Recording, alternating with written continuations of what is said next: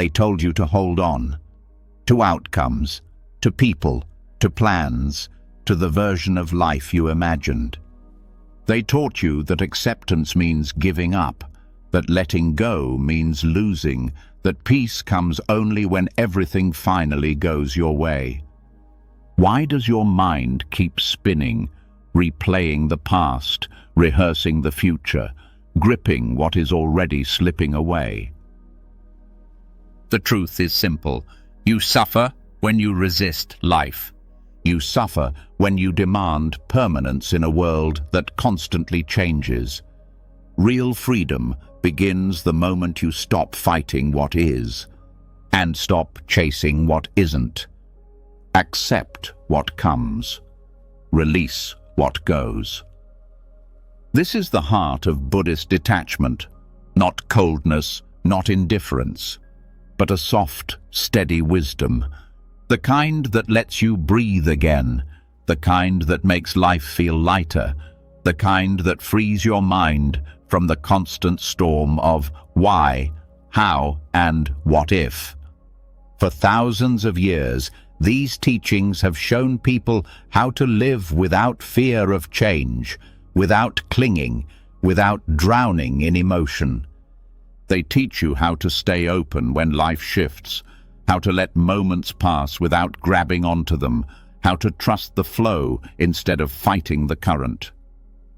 Your chest will feel lighter, and you'll begin to understand that real peace comes not from holding everything together, but from finally letting things move as they need to. This isn't just another message to calm your mind. This is a transformation, a quiet turning point, a new way of being. Are you ready to accept what life brings? Are you ready to release what life takes? Let's begin. You move forward now with a quiet shift happening inside you. Not a dramatic change, not a sudden breakthrough, just a gentle release. The kind that feels like something inside your chest finally loosening. A part of you begins to sense that life doesn't have to feel so heavy. There's a soft curiosity waking up, a pull toward a way of living where peace comes not from controlling everything, but from letting life unfold without constant pressure. Something in you wants to understand this more deeply, and with that quiet openness, the next teaching naturally begins to take shape. Most of the pain you carry does not come from your experiences themselves. It comes from what your mind immediately does with them. Your mind reacts quickly and aggressively. It wants to control the moment before the moment even exists. It tries to fix emotions as soon as they arise. It tries to manage people's responses before they've even spoken. It tries to predict every outcome, avoid every mistake, and solve problems that haven't happened. Your mind treats life as if it were an urgent situation requiring constant supervision. This habit feels normal because you've done it for so long. But living in this state makes even small experiences feel overwhelming. The instinct to interfere turns ordinary moments into tension. It creates layers of mental noise that drown out your natural clarity. A passing feeling becomes a crisis. A simple mistake becomes a self-attack. A moment of uncertainty becomes a threat. The mind's interference becomes the real source of suffering, not the situations themselves. There is a quiet truth beneath all this noise. Not everything needs your effort. Some things settle on their own. Some emotions dissolve if you let them be. Some situations calm down when you stop trying to force them into shape. You do not need to fix every moment, and life does not need your constant involvement to unfold. Allowing becomes a discipline, a new way of relating to your thoughts and emotions. It is the deliberate practice of stepping back instead of stepping in, not in a careless way, not in a withdrawn way, but in a wise and grounded way. You learn to give space instead of pressure. You learn to let things breathe. You learn to trust that stillness has a strength of its own. This discipline does not mean giving up or being passive. It does not mean letting life collapse or ignoring responsibility. Allowing is a form of intelligence. It is understanding that peace often grows when you stop interfering with everything inside you. It is the recognition that you can't force clarity, can't force calm, can't force perfect outcomes. You can only allow things to settle at their own natural pace. The belief that you must constantly guide life creates deep exhaustion.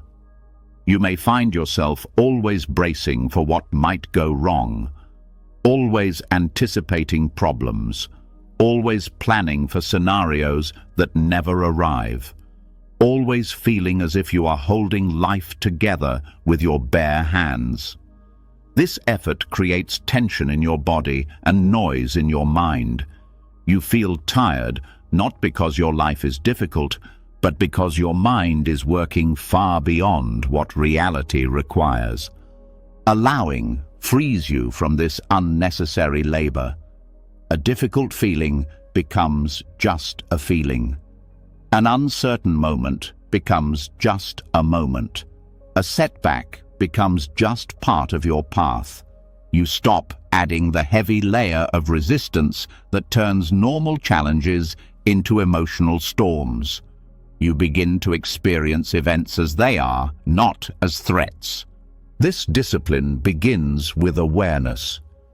You start noticing the speed of your thoughts, the urgency you feel to react, the pressure you place on yourself to solve, fix, or control things immediately. You witness the mind creating stories, assumptions, and judgments before the situation is even clear. And once you see this pattern, you realize you don't have to follow it. You have the ability to step back, breathe, and let the moment show itself before deciding anything. Allowing is also the opposite of suppression. Suppression pushes feelings away. It hides emotions, avoids thoughts, and pretends everything is fine. But suppression always adds pressure. It does not create peace. Allowing, on the other hand, welcomes whatever arises without feeding it, fighting it, or turning it into more than it is. When you allow a feeling to exist without resistance, it naturally transforms. When you let thoughts appear without reacting, they lose their intensity. When you stop forcing yourself to be okay, you discover that calmness grows on its own. As you deepen this practice, you begin to trust the natural movement of your inner life. Fear rises and falls, sadness softens, anger loosens. Uncertainty shifts into clarity without being pushed. You learn that your inner world has its own intelligence, one that doesn't need your constant interference. You start to see that emotions are temporary movements, not problems that require immediate action. They are processes, not emergencies.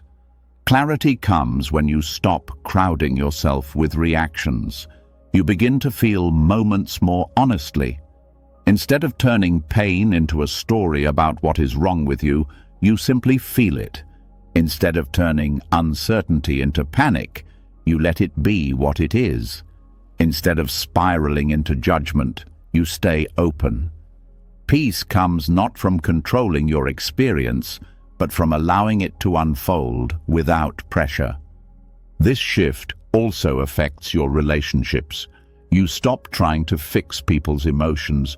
You stop taking responsibility for how others feel or act.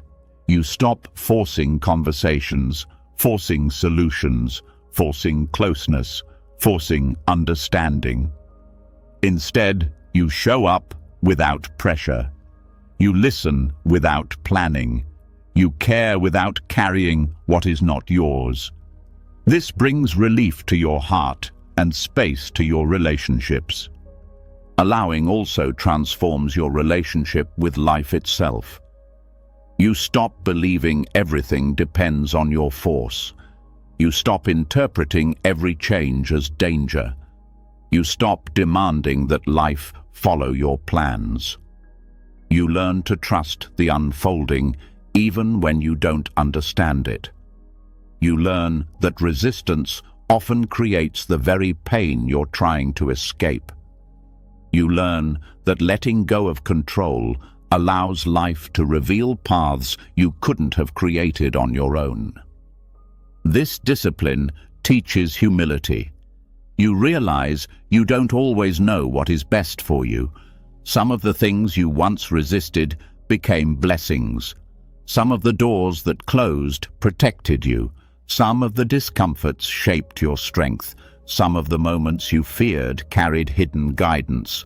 When you stop interfering, you let life show you possibilities that force and fear could never offer. Over time, allowing becomes inner strength. You respond instead of react. You breathe instead of tense. You witness instead of panic. You move through life with more ease, not because life becomes easier, but because you are no longer fighting every moment. You begin to experience peace in its true form, quiet, steady, and independent of circumstances. What once overwhelmed you now passes through you. What once felt intolerable now softens. What once felt chaotic now feels workable. Your mind learns to rest without being pushed. Your heart learns to open without being forced. Your inner world becomes a place where peace can grow naturally. This is the discipline of allowing, a gentle but powerful practice that loosens the grip of suffering and creates room for clarity, softness, and freedom to rise within you. Before moving forward, something inside you begins to shift again. A softer understanding rises from what you learned earlier. That peace grows when you stop interfering with every inner movement. Now there is a new question forming quietly within you. If I don't interfere with what I feel, then what am I supposed to do with my emotions? This question opens the door to a deeper truth, one that touches the core of Buddhist psychology. A truth that can feel almost shocking the first time you hear it. A truth that has the power to free you from years of emotional heaviness. And it begins with seeing emotions in a completely different way. Your journey continues here. There is a subtle but life-changing shift that happens when you stop calling every emotion mine. Most people spend their entire lives believing that every feeling that arises belongs to them. They say, my sadness, my anger, my fear, my anxiety, my insecurity. They treat emotions as personal possessions, as permanent parts of who they are. And the moment you call a feeling yours, you strengthen its hold. You turn a passing experience into an identity. You turn a temporary wave into a self-portrait. You begin to suffer not from the emotion itself, but from the belief that it defines you. Buddhist psychology teaches something radically different. It says, emotions do not belong to you. They arise, they pass through you, and they disappear, all on their own. You are the space they move through, not their owner. This is emotional non-ownership, the art of experiencing every emotion fully without claiming it as who you are. It begins with seeing emotions as events, not possessions. Just as a sound arises in the environment, an emotion arises in the mind. It has a cause, a lifespan, and an end. It comes into awareness, stays for a moment, and dissolves when its conditions fade. Nothing in it belongs to a self. Nothing in it is personal. Nothing in it says anything about your worth or identity. It is simply an experience moving through consciousness. But many people misunderstand this. They fear that not claiming emotions means running from them or suppressing them. Emotional non-ownership is the opposite. It allows you to feel more deeply, more honestly, more cleanly, without the extra weight of "this means something about me." When you feel sadness without calling it yours, the sadness becomes pure experience rather than a story. When you feel anger without claiming it, the anger loses its bite and reveals its underlying energy, unmet needs, boundaries, or old wounds seeking release. When fear arises without ownership, it becomes a signal rather than an identity. Emotional non-ownership also removes the shame people often attach to their feelings. When someone thinks, "I shouldn't feel this," or "I'm weak for feeling this," or "this emotion means something is wrong with me," they add layers of resistance that make the feeling harder to bear. But when you see a feeling simply as a temporary experience arising from certain causes, there is no shame. Rain is not shameful. Wind is not shameful. A passing cloud does not become a flaw in the sky. Just like that, an emotion is not a flaw in you. This shift also changes the way you relate to emotional intensity. When you see emotions as yours, you feel responsible for them. You feel the need to control them, fix them, hide them, or justify them. This makes emotions heavier, more complicated, more suffocating. But when you see them as temporary processes moving through the mind, you no longer feel responsible for controlling the entire storm. You simply allow the storm to pass while you remain steady in the awareness that observes it. Emotional non-ownership becomes even clearer when you look at how emotions arise. A feeling shows up because of a combination of conditions: past experiences, physical states, thoughts, memories, triggers, environmental cues, and unconscious patterns. These conditions come together, create an emotion, and then disperse. At no point does the emotion become a permanent part of you. It simply arises because the conditions support it. Understanding this removes the illusion of personal ownership. This practice also deepens your emotional intelligence. When you stop taking emotions personally, you can examine them without fear. You can ask, what conditions created this? What is this emotion trying to show me? What does this feeling need in order to pass? Instead of fighting with emotions, you study them. Instead of being overwhelmed, you become curious. Curiosity opens the door to insight. Insight opens the door to healing. Healing opens the door to inner freedom.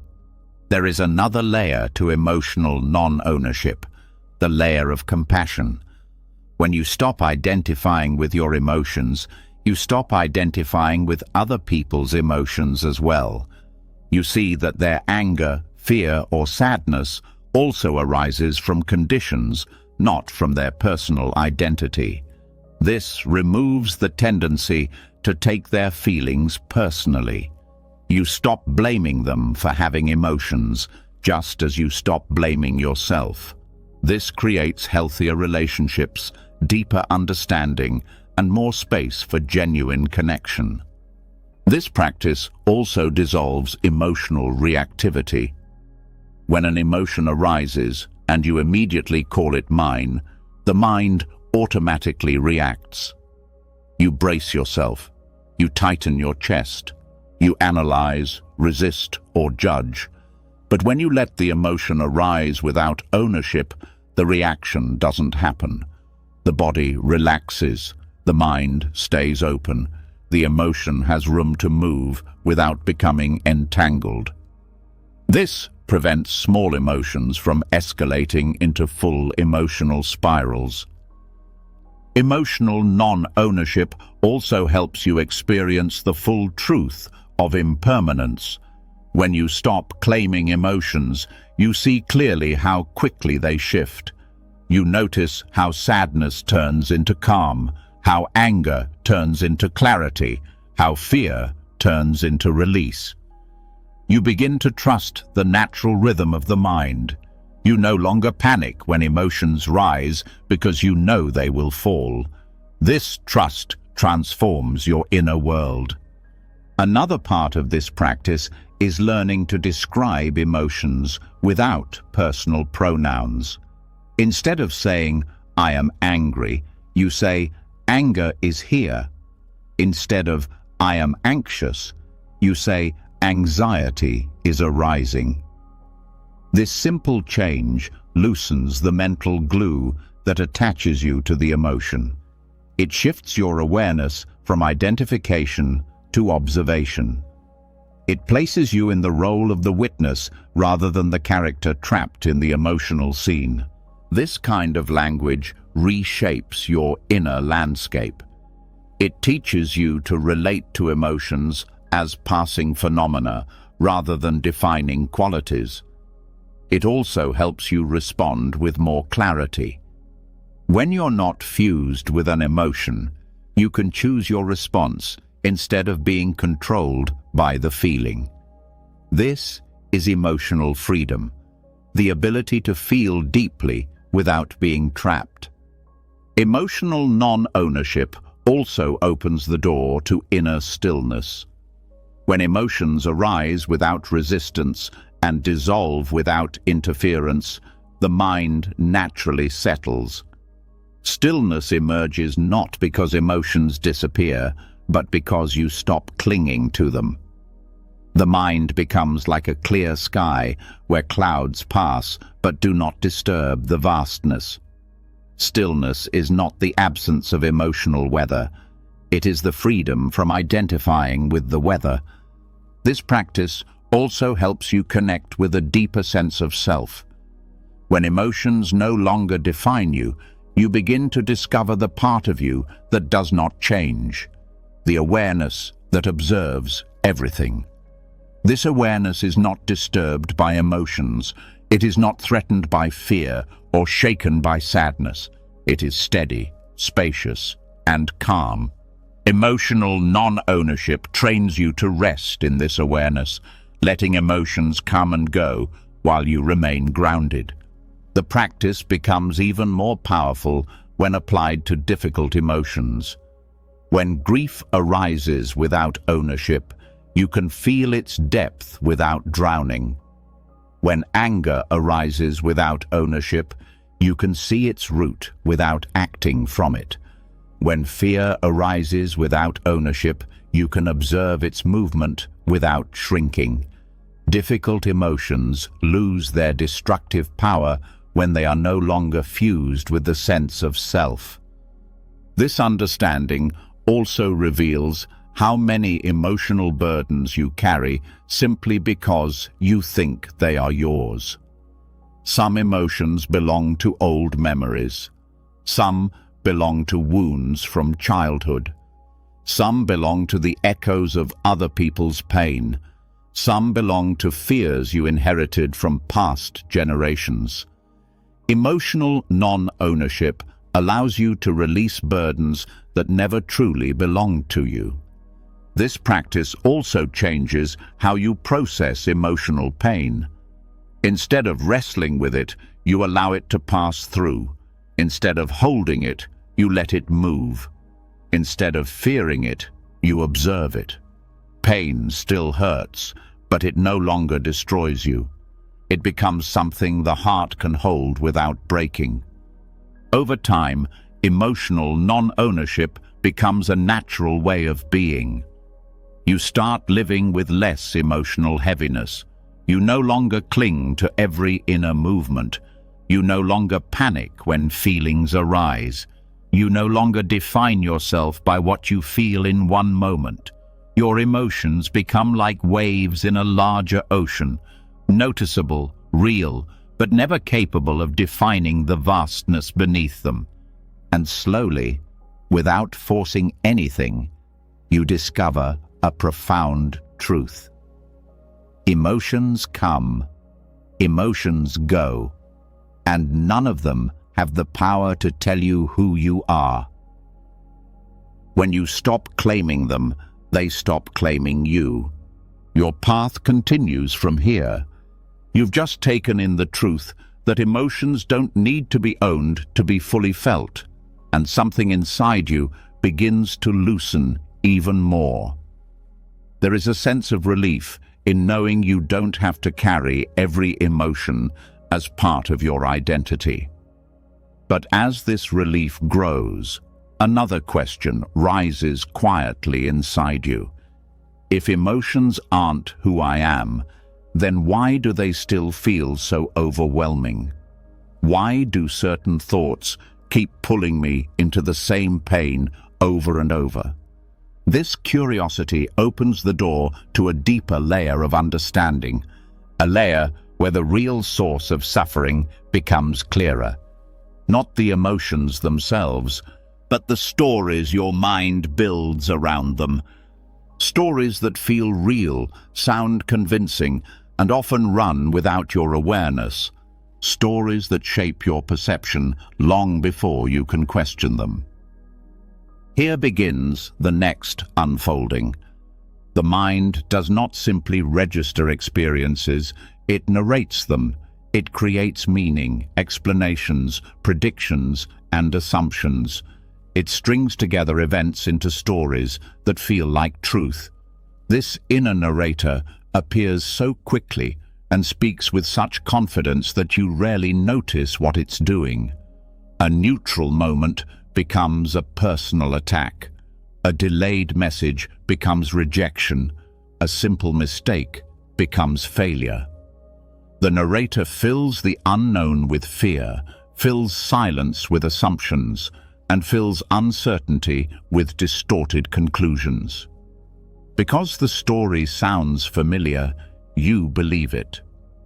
One of the deepest illusions the mind creates is the illusion of certainty. The narrator fills gaps with interpretations to avoid the discomfort of not knowing. If someone is quiet, the narrator says they are upset with you. If a plan doesn't unfold as expected, it says something is wrong. If you feel anxiety, it claims something bad is coming. These stories are not facts. They are attempts to reduce uncertainty. But instead of protecting you, they trap you in a cycle of misinterpretation and fear. Most suffering comes not from reality, but from the stories added to it.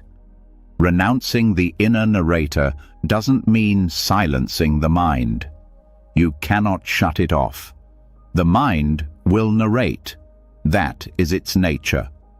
What changes is your relationship to the narration. You learn to see thoughts as thoughts, not as truth. You notice the story without surrendering to it.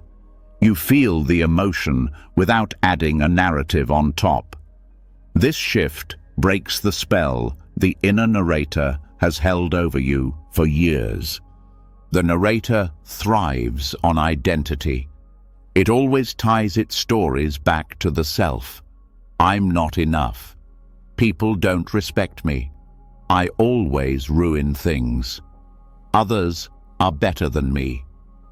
These lines sound like personal truths, but they are simply repeated narratives the mind has rehearsed for a long time. When you stop believing the narrator, these internal sentences lose their authority. They become background noise instead of defining truths. A key insight from Buddhist psychology is understanding that the mind is conditioned. Every story it creates comes from past experiences, old wounds, inherited fears, cultural expectations, and unconscious beliefs. It repeats patterns it learned long ago. When the narrator creates a story, it is rarely describing the present moment. It is echoing the past. This is why stories often feel familiar. They follow the same script, even when the situation is completely different. To renounce the narrator, you start by noticing its patterns. You notice when the mind jumps to conclusions. You notice when a situation triggers a repetitive storyline.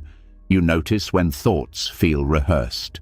You begin to sense the difference between direct experience and the interpretation added on top.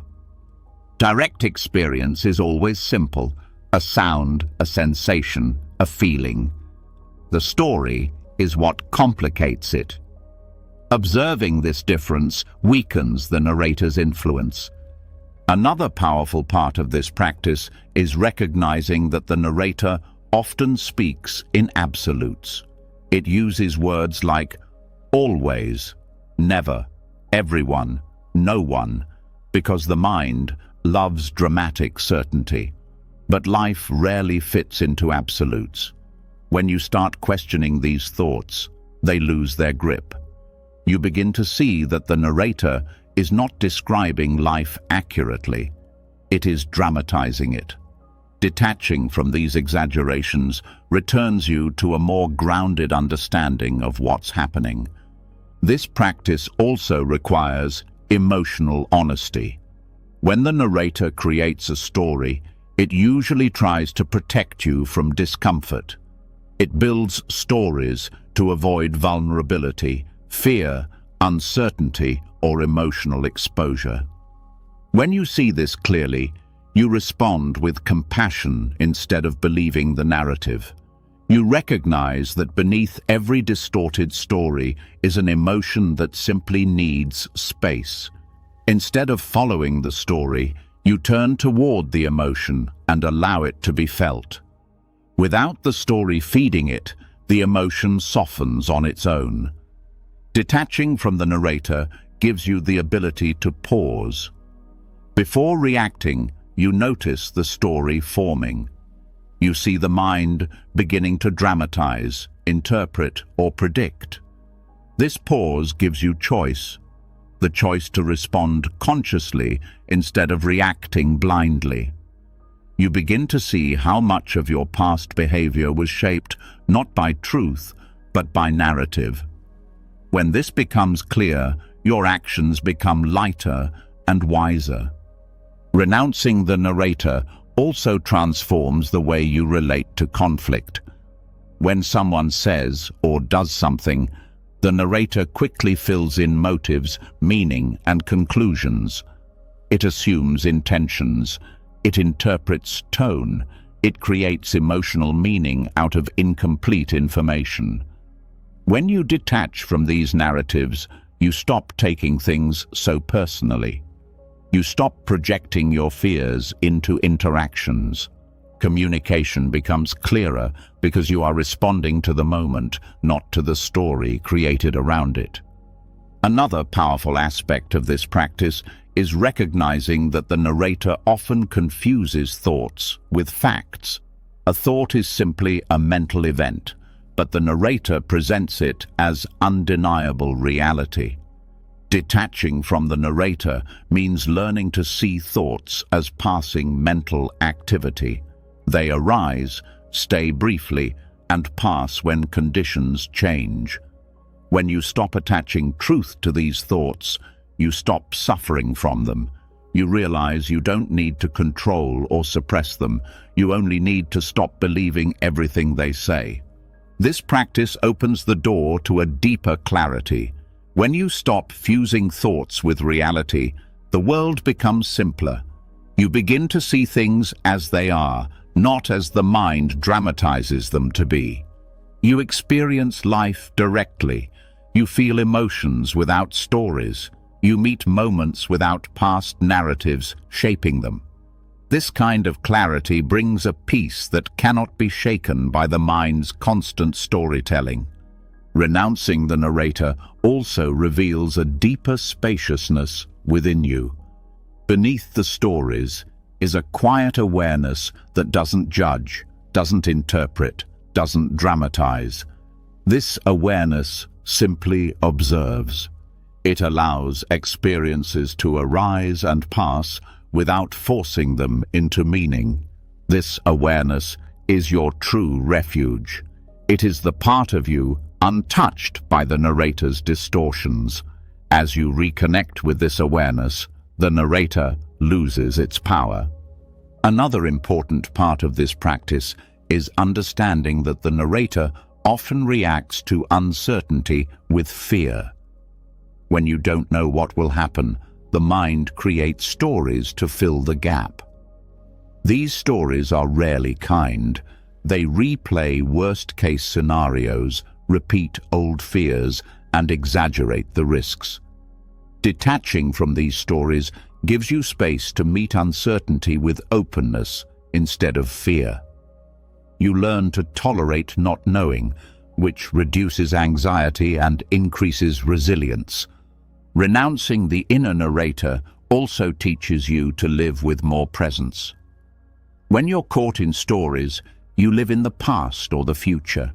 You replay old wounds or imagine future problems. But when you detach from the narrative, you return to the present moment, the only place where peace exists. You begin to experience life directly instead of through the filter of thought. This presence becomes a source of calm that stays with you even during difficulty. The practice also helps free you from the emotional spirals created by narrative thinking. When you fuse emotion with story, the emotion grows stronger. When you feel sadness and add the story, "No one understands me," the sadness intensifies. When you feel fear and add the story, "Something terrible will happen," the fear grows. When you detach from the story, the emotion stays pure and manageable. You stop feeding the emotional fire with narrative fuel. Renouncing the narrator also supports healthier self-understanding. When you stop believing the narrator's negative stories, you stop defining yourself through them. You stop labeling yourself as broken, weak, flawed, or unworthy. You begin to see yourself more clearly as someone experiencing emotions, not someone defined by them. This creates a more grounded and compassionate relationship with yourself. As this practice deepens, you start noticing how often the narrator speaks from habit, not truth.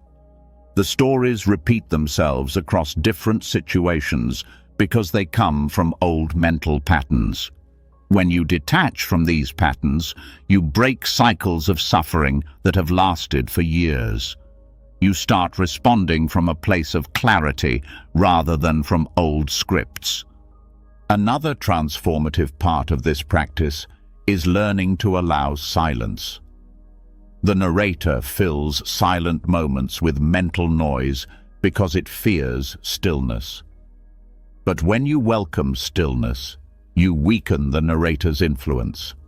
Silence becomes a space for insight rather than anxiety.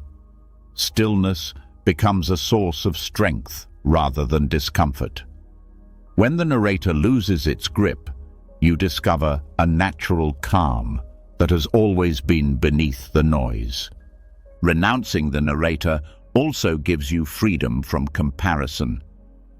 The inner storyteller constantly measures your life against others, their success, their relationships, their achievements.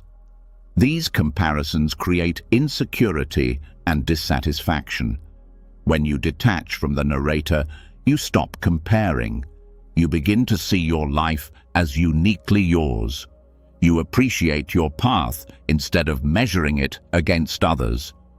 This brings a quiet contentment that comparison can never give.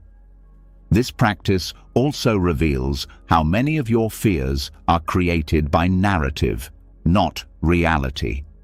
Fear often arises because the narrator imagines what could go wrong.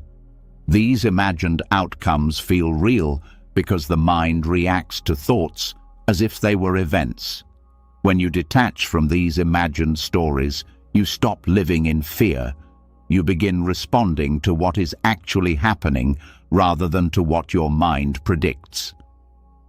Over time, renouncing the narrator becomes a natural way of living. You speak differently to yourself. You see through your thoughts instead of being trapped in them. You understand your emotions without dramatizing them. You meet life with openness instead of fear. You notice the stories forming, but you do not enter them. You let them rise and fade without becoming their character. And slowly, something remarkable begins to happen. The mind still produces stories, but they no longer define your reality. Thoughts still arise, but they no longer control your choices. Narratives still appear, but they pass through you like shadows instead of storms. You discover that peace does not come from stopping thoughts. It comes from no longer believing every story your mind creates. This is the freedom that begins when you renounce the inner narrator. You've just seen how much of your suffering comes from the stories your mind creates, the way the inner narrator turns passing moments into heavy meanings. And now, something subtle begins to unfold within you. A quiet realization that if thoughts can be questioned, then maybe the one who believes them can also be questioned. A soft curiosity rises. If I'm not my emotions and I'm not my stories, then who exactly am I? This single question opens a doorway to a truth far deeper than anything explored so far.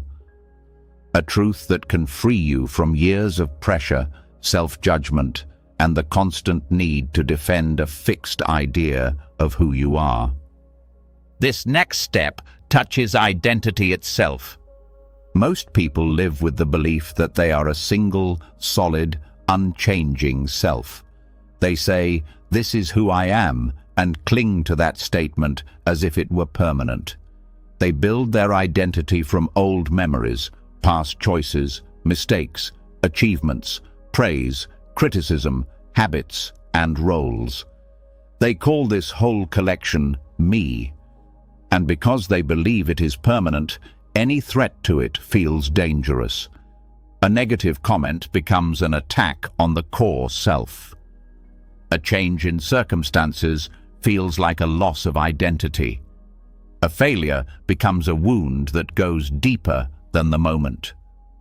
This clinging to a fixed self creates endless suffering. Buddhist wisdom reveals something radically different. You are not one fixed self. You are many changing selves. Just as external things change, the internal sense of I also changes. The self you experience is fluid, shifting, and constantly recreated moment by moment.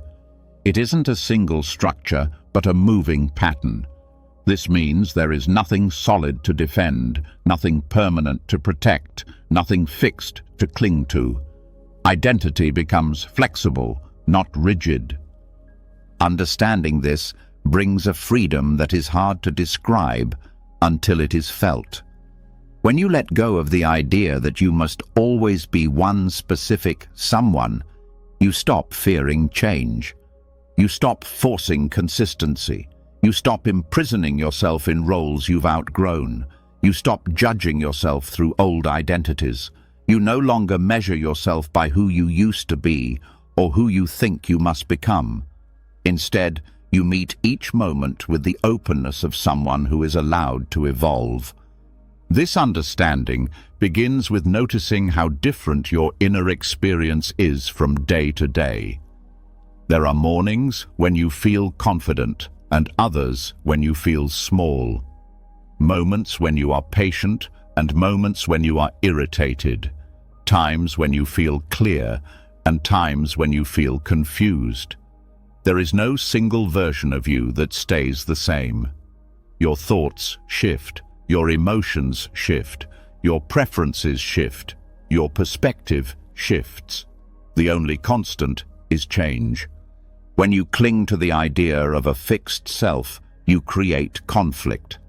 You expect yourself to be consistent, even though your mind, body, and emotions naturally change. You say, I should always be strong. I must always be calm.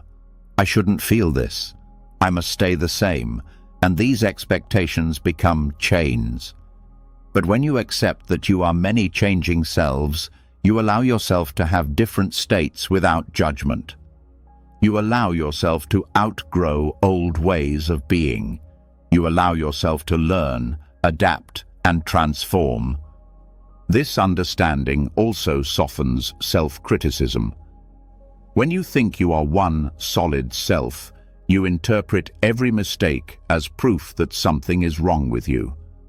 But when you see that the you who made the mistake was one temporary version among many, the mistake becomes simply part of a moment, not evidence of a flaw, not a permanent defect, just a passing expression of conditions.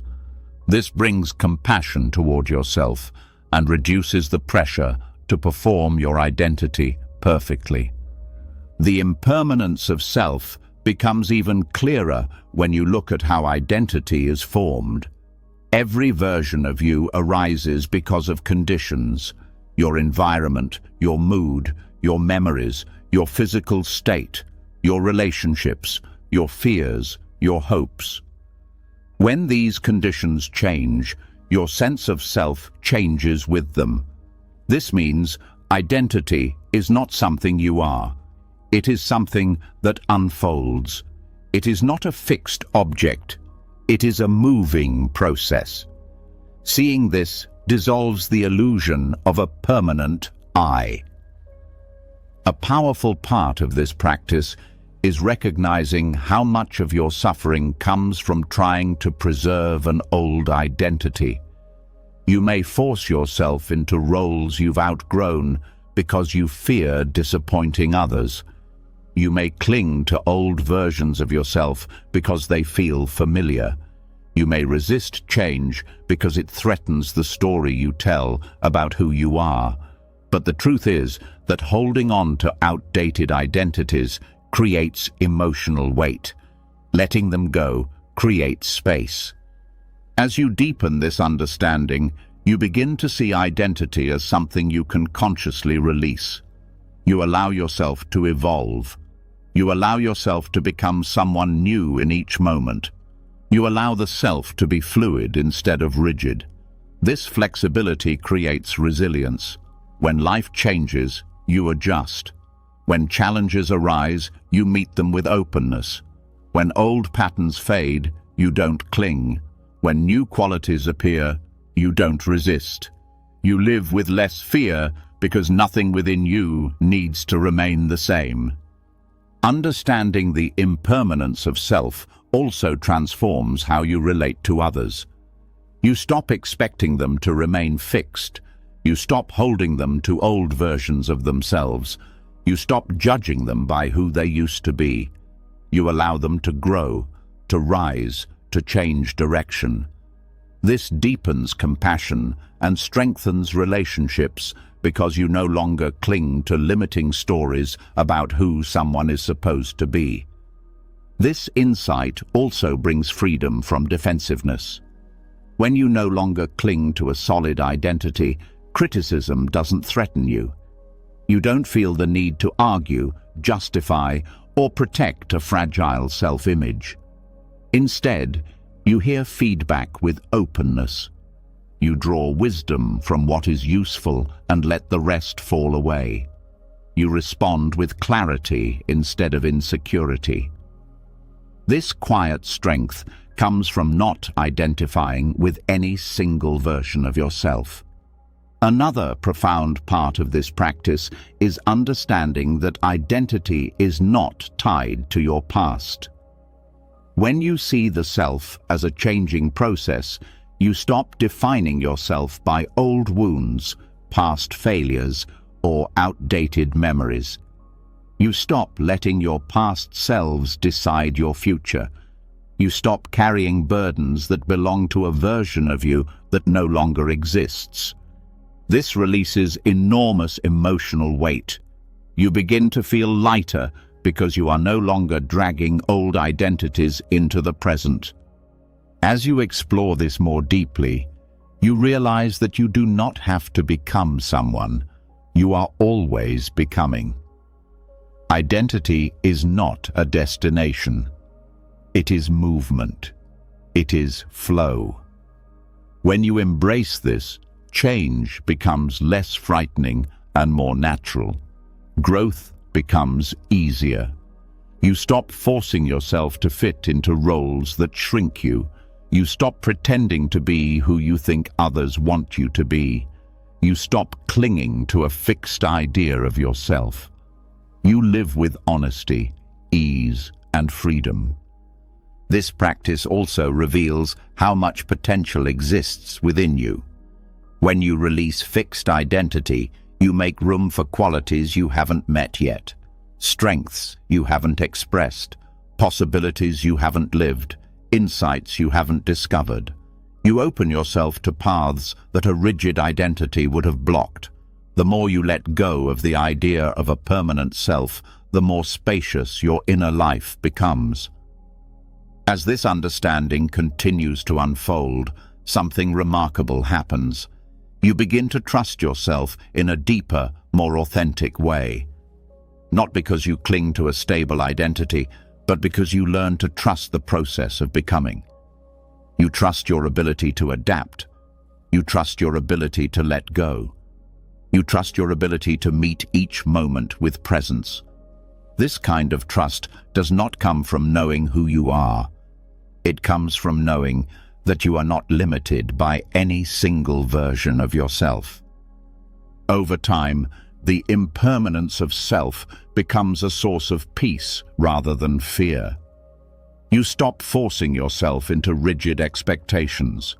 You stop resisting growth. You stop fearing change. You begin to see life as a continuous unfolding and yourself as a participant in that unfolding. Nothing within you has to stay the same, and nothing needs to be defended. This freedom softens the mind and opens the heart. As you continue walking this path, every moment becomes an opportunity to become a more compassionate, aware, and open version of yourself.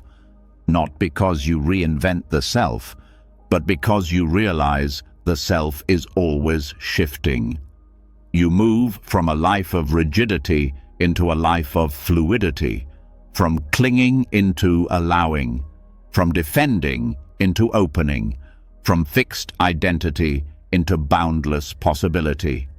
And as this truth settles into you, you step naturally into the next layer of understanding, where desire itself is seen not as an enemy, but as another impermanent movement passing through the ever-changing self.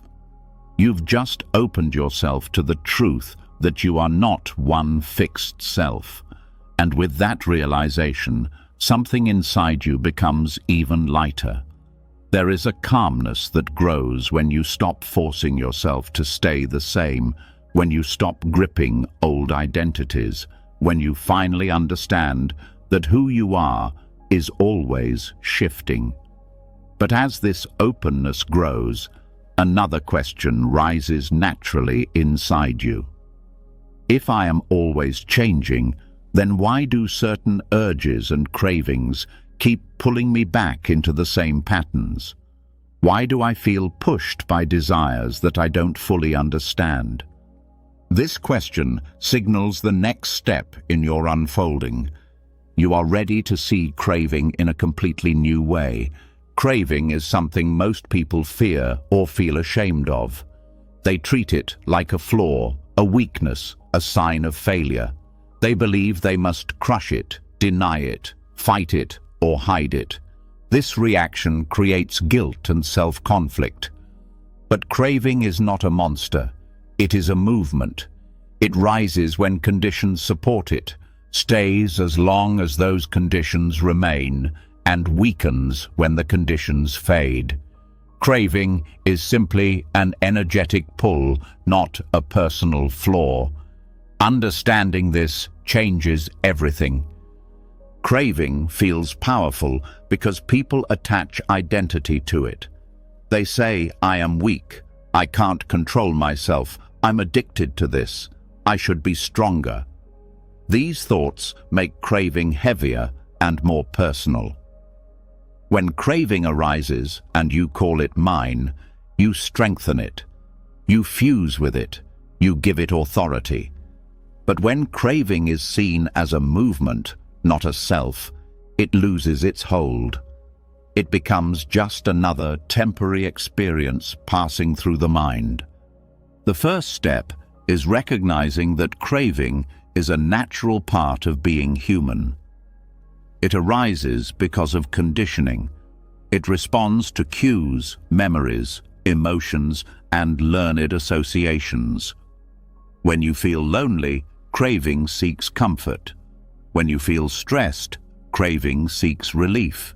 When you feel bored, craving seeks stimulation. None of this is personal. It is simply the mind responding to discomfort. Seeing craving as a response rather than a defect softens the shame around it. A powerful shift happens when you stop fighting craving and begin observing it. Fighting craving often strengthens it. Resistance feeds it with emotional energy, but observing craving without judgment reveals its true nature. You notice how craving arises, peaks, and fades. You notice that craving is strongest when you resist it and weakest when you allow it. This observation gives you freedom. You realize you do not have to obey craving or fear it. Craving is also misunderstood because people believe it always requires action. But craving does not demand action. It only presents sensation. When craving arises, it brings a feeling in the body, a pull in the chest, a tightness in the throat, a rush in the stomach. These sensations convince you that you must act. But when you learn to feel these sensations without moving, craving loses its urgency. Craving feeds on impulsive reaction. It dissolves in awareness.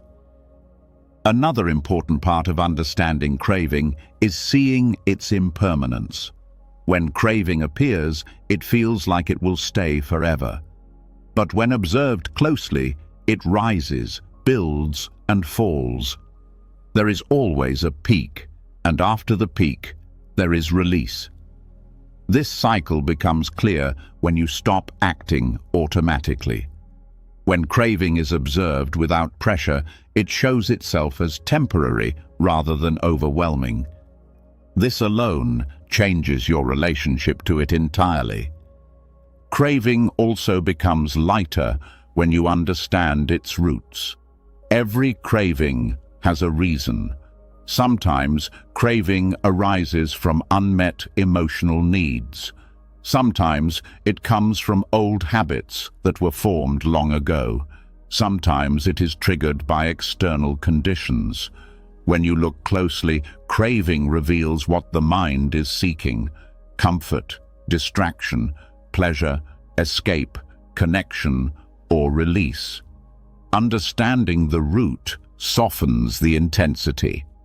When you know why craving is here, it becomes easier to meet it without panic. This understanding also reveals that craving is not always harmful. Not all craving leads to suffering. Craving becomes harmful only when it turns into attachment, when you believe you cannot be okay without satisfying it. But craving itself is simply movement. It is neutral energy. It becomes harmful only when you grasp it. When you allow it to move without grasping, craving becomes harmless. A deep transformation occurs when you recognize craving as a signal, not a command. Craving is the mind's way of pointing toward something unresolved. When craving arises, instead of reacting, you ask yourself what experience you are avoiding. Many cravings hide fear, loneliness, insecurity, or exhaustion. When craving is treated as the problem, the real issue stays hidden. But when craving is treated as a messenger, healing becomes possible. You address the root instead of the symptom. Understanding craving as movement also removes the guilt attached to it. Many people feel ashamed when they experience desire, especially desires that contradict their ideals or standards. They judge themselves harshly and create emotional wounds. But when craving is seen as a natural movement, guilt loses its grip. You no longer shame yourself for being human. You stop turning craving into a moral failure. This releases a tremendous amount of emotional tension. Craving also becomes easier to work with when you stop identifying with it. Saying, "I want this," fuses you with the desire. Saying, "wanting is present," separates you from it. It moves craving from the center of your identity to the edge of awareness. You become the observer, not the one being pulled. This small linguistic shift has enormous psychological power.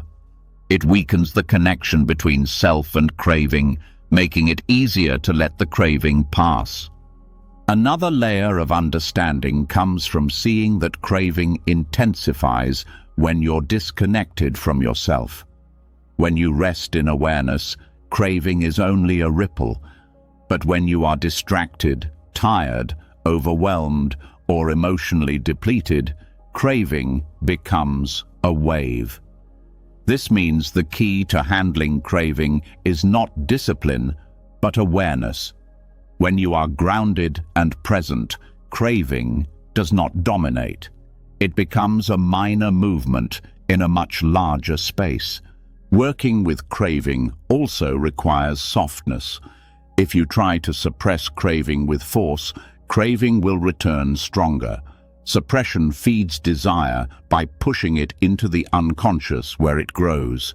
Allowing craving to rise openly weakens it. Softness does not mean giving in, it means not fighting. It is a gentle presence that makes craving transparent instead of solid. This transparency reveals that craving is not a monster. It is a movement of energy. Craving also loses power when you stop telling stories about it. The narrator often adds meaning to craving. If I don't satisfy this, I'll be miserable. This craving proves something is wrong with me. I can't live without this. These stories intensify the craving. They turn it into a threat. They turn a simple sensation into a narrative of failure. When you drop the stories and feel only the raw sensation, craving becomes manageable. It is sensations, not stories, that dissolve. Understanding craving as movement also teaches patience. You learn to ride the wave instead of fighting it. When craving peaks, you stay steady. When it softens, you breathe. This patience builds inner strength. You learn that you can endure discomfort without collapse. You realize that craving is not stronger than you. It only feels strong because of your reaction to it. Patience reveals your resilience. Another important part of this practice is reconnecting with your body. Craving often pulls you into the mind, but the actual experience of craving lives in the body. Tension, tingling, restlessness, pressure. When you bring attention to the body, craving loses its mystery. It becomes physical, rather than psychological. You feel it directly instead of thinking about it. This direct contact immediately weakens craving's emotional power. Craving also softens when you offer yourself what craving is actually asking for. Sometimes craving arises because you need rest, affection, grounding, expression, or nourishment. When you take care of yourself, craving reduces. When needs are ignored, craving increases. Understanding this helps you respond intelligently rather than impulsively. You meet the underlying need instead of reacting to the surface desire. This creates lasting change. Seeing craving as movement allows you to live with desire without fear. You stop feeling controlled by it. You stop seeing it as a threat. You stop believing it defines your character. Craving becomes something you can meet with curiosity rather than panic. This creates inner peace. You are no longer pulled by urges or shamed by them. You become free from the cycle of indulgence and suppression. Over time, this practice transforms your entire emotional landscape. You become someone who remains steady even when desire rises. You become someone who sees craving clearly rather than reacting impulsively. You become someone who can feel deeply without being overwhelmed. You become someone who trusts that every movement in the mind will pass. And as craving loses its power, your clarity grows. Craving moves. Craving shifts. Craving dissolves. It was never a monster. It was only energy passing through. Seeing it this way frees you from guilt, resistance, and inner conflict. It allows you to meet desire with wisdom instead of fear. And from here, you are ready to move even deeper, into learning how to love without clinging, to care without grasping, and to remain open without losing yourself. You've just seen craving for what it truly is. Not a threat, not a flaw, but a passing current that gains power only when you resist it or call it your identity. That realization already softens something deep inside you. But as that softness spreads, another truth begins to surface. Many of the deepest cravings you've ever felt were connected to love. The craving to be wanted, the craving to be understood, the craving to hold on to someone, the craving to never be left behind. Something inside you quietly asks, if craving is just movement, then what about love? Why does love feel so heavy, so gripping, so full of fear? This question opens the door to one of the most misunderstood aspects of human experience: how to love without clinging. Love, in its pure form, is a spacious feeling. It allows, accepts, supports, and uplifts. But most people never experience it that way because they wrap love in fear. They think love must involve holding tightly. They confuse affection with possession. They believe closeness means merging, controlling, securing, or guaranteeing. They measure love by how much someone gives them, how much they stay, how much they meet expectations. These ideas turn love into a cage, not a gift. Clinging arises from fear. Fear of loss, fear of abandonment, fear of uncertainty, fear of being alone, fear of not being enough. When fear mixes with affection, it creates attachment. Attachment is the belief that love must stay, that the person must behave a certain way, that closeness must be controlled. This attachment creates suffering for both people involved. The lover feels anxious and the loved feels pressured. Love becomes heavy instead of freeing. The first step toward loving without clinging is recognizing that people do not belong to you. Their thoughts are not yours to shape. Their choices are not yours to control. Their path is not yours to direct.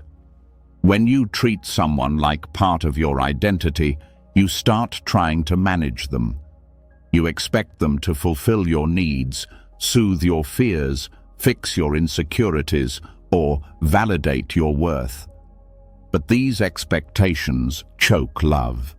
They turn affection into duty. They make the relationship fragile and tense. Loving without clinging means loving someone as they are, not as you want them to be. It means giving them space to breathe, space to grow, space to change.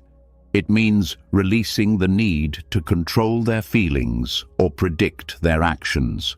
It means trusting them to walk with you freely, not because they are bound, but because they choose to be there. This kind of love feels different. It feels calm instead of desperate. It feels expanding instead of squeezing. It feels like two people standing side by side rather than tangled together. This practice begins by looking at the fears beneath attachment. When you cling, it is because something inside you does not feel steady. You fear being alone with yourself. You fear facing your own emptiness. You fear losing someone because you believe losing them means losing part of your worth.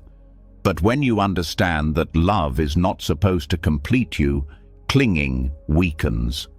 Love is meant to flow, not plug a hole. When you strengthen your inner stability, you stop grasping others as emotional anchors. Loving without clinging also requires honesty about the difference between love and attachment. Love says, "I care for you deeply." Attachment says, "I need you to stay because I'm scared without you." Love says, "I want to understand you." Attachment says, "I want you to act the way I expect." Love says, "I want you to be free." Attachment says, "Your freedom threatens me." When you see this difference clearly, you begin to release the grip that attachment places on your relationships. A powerful shift comes when you stop treating relationships as guarantees. People change, circumstances change, life changes. When you cling to the illusion of permanence, you create fear. But when you accept impermanence, something surprising happens. You love more deeply. You appreciate moments instead of taking them for granted. You pay attention instead of assuming tomorrow will be the same. You hold people gently instead of gripping them tightly. Impermanence does not weaken love. It intensifies it with presence. Loving without clinging also means letting others have their emotional reality. You stop demanding that they feel a certain way. You stop expecting them to react exactly how you want. You stop trying to shape their inner world. Instead, you accept that they have their own experiences, fears, desires, wounds, and hopes. This acceptance creates emotional maturity.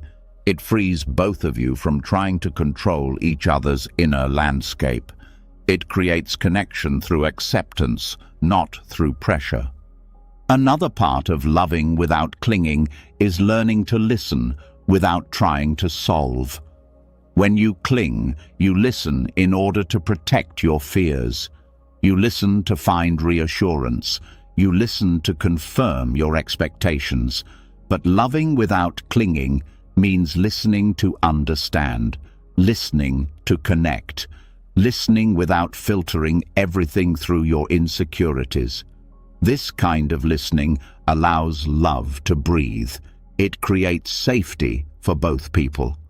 A deep misunderstanding about love is the belief that closeness means merging identities.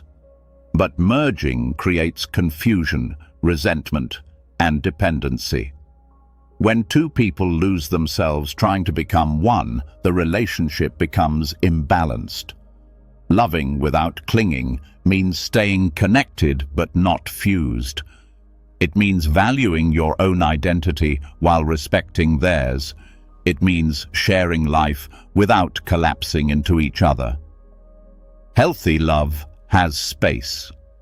This practice also dissolves jealousy. Jealousy is the fear that someone else can take what you cling to. But when you love without possession, jealousy loses its foundation. You do not view love as scarce. You do not view attention as currency. You do not view connection as ownership. You understand that love is not taken away by others, it only changes form. When you stop possessing, you stop fearing loss, and this brings peace. Loving without clinging also brings clarity about responsibility. You stop expecting others to fix your inner wounds. You stop demanding emotional rescue. You stop outsourcing your healing. Instead, you take responsibility for soothing your own fears, regulating your emotions, and strengthening your inner world. This reduces pressure on relationships. It makes love more balanced and respectful. Another insight arises when you see that clinging does not protect love, it suffocates it.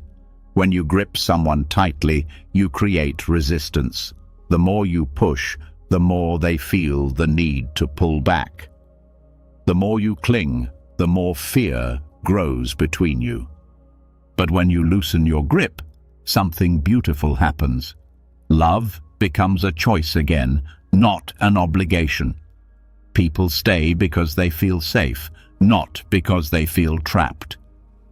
This practice also shows you the beauty of emotional independence. Emotional independence does not mean isolation or coldness. It means your emotional stability does not crumble when someone else changes, disappoints you, or walks away. It means you can care deeply without collapsing. It means you love fully while remaining whole. This kind of strength makes love healthier and more lasting. Loving without clinging reveals the difference between connection and dependence. Connection enriches your life. Dependence drains it. Connection grows with openness. Dependence grows with fear. When you understand this difference, you start choosing relationships based on genuine connection rather than emotional survival. This path also teaches you to love with presence instead of projection. When you cling, you project fears, hopes, fantasies, and insecurities onto the relationship. You stop seeing the real person. You see only the image that supports your emotional needs. But loving without clinging means seeing the other person clearly, their strengths, flaws, dreams, and limits. This clarity creates real intimacy instead of illusion. As you deepen this understanding, something transforms within you. You stop trying to hold love. You stop trying to freeze it. You stop trying to force it into permanence. You allow love to flow. You allow it to grow. You allow it to change. And in this allowing, love becomes more stable because it is no longer built on fear. When love stops being a cage, it becomes a space for both people to expand. When love stops being possession, it becomes freedom. When love stops being clinging, it becomes compassion. Loving without clinging does not weaken connection. It strengthens it. It frees both hearts. It creates a relationship built on presence, honesty, and mutual respect. And with your heart now opening in a new way, the next teaching naturally calls to you, the practice of returning with gentleness, so the mind learns to come back without fear or punishment. The moment you understand love without clinging, something inside you becomes calmer. Your grip loosens, your heart feels less threatened. But as that clarity settles, you notice another pattern quietly unfolding within you. No matter how much wisdom you gather, the mind still drifts. It wanders into fear, into old habits, into daydreams, into memories, into worries. And then a subtle frustration appears. Why can't I stay centered? Why do I keep slipping back into old patterns? This frustration creates inner tension, but that tension reveals the next step. You are now ready to learn the practice that holds all others together, the art of returning with gentleness. Many people believe that a disciplined mind is one that never wanders. They think focus means perfection, that presence means constant control. So when their mind drifts, they judge themselves harshly. They criticize their lack of discipline. They punish themselves for being distracted. They believe they have failed simply because they left the moment. This self-criticism is more damaging than the drifting itself. The mind does not break because it wandered. It breaks because of the attack that follows. The truth is simple. Every mind wanders. The mind is movement by nature. It explores, seeks, imagines, remembers, fears, plans, and reacts. It is constantly shifting. The problem is not that you drift. The problem is the harshness you meet yourself with when you notice the drift. That harshness tightens the mind and creates resistance. That resistance makes presence feel difficult. That difficulty turns into discouragement, and discouragement becomes a barrier to growth. The practice of returning teaches something revolutionary. The return is more important than the wandering. When your mind drifts, the way you bring it back determines whether you build peace or tension. If you return with anger, you build shame. If you return with judgment, you build fear. If you return with disappointment, you build anxiety. But if you return with gentleness, the mind learns safety. It learns trust. It learns openness. Gentleness is the key. When you notice the mind drifting, you simply acknowledge it with a soft awareness, like recognizing a friend turning their head. You guide it back without punishment. You return to the breath, to the moment, to the task, to your center. The return becomes an act of compassion rather than correction. This approach rewires the mind. It teaches that presence is not an obligation, but a place of rest. When the return is gentle, the mind becomes more willing to come back. It stops fearing your response. It stops resisting the practice. It stops hiding behind distraction. The mind opens because it feels safe. This safety creates stability. Stability creates clarity. Clarity creates calm. The entire inner world becomes softer because you stopped waging war with your own thoughts. The practice of returning also teaches patience. You stop expecting instant mastery. You stop demanding perfection.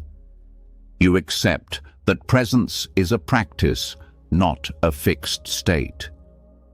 You stop trying to freeze the mind into stillness. Instead, you allow the natural cycle, drifting and returning, drifting and returning.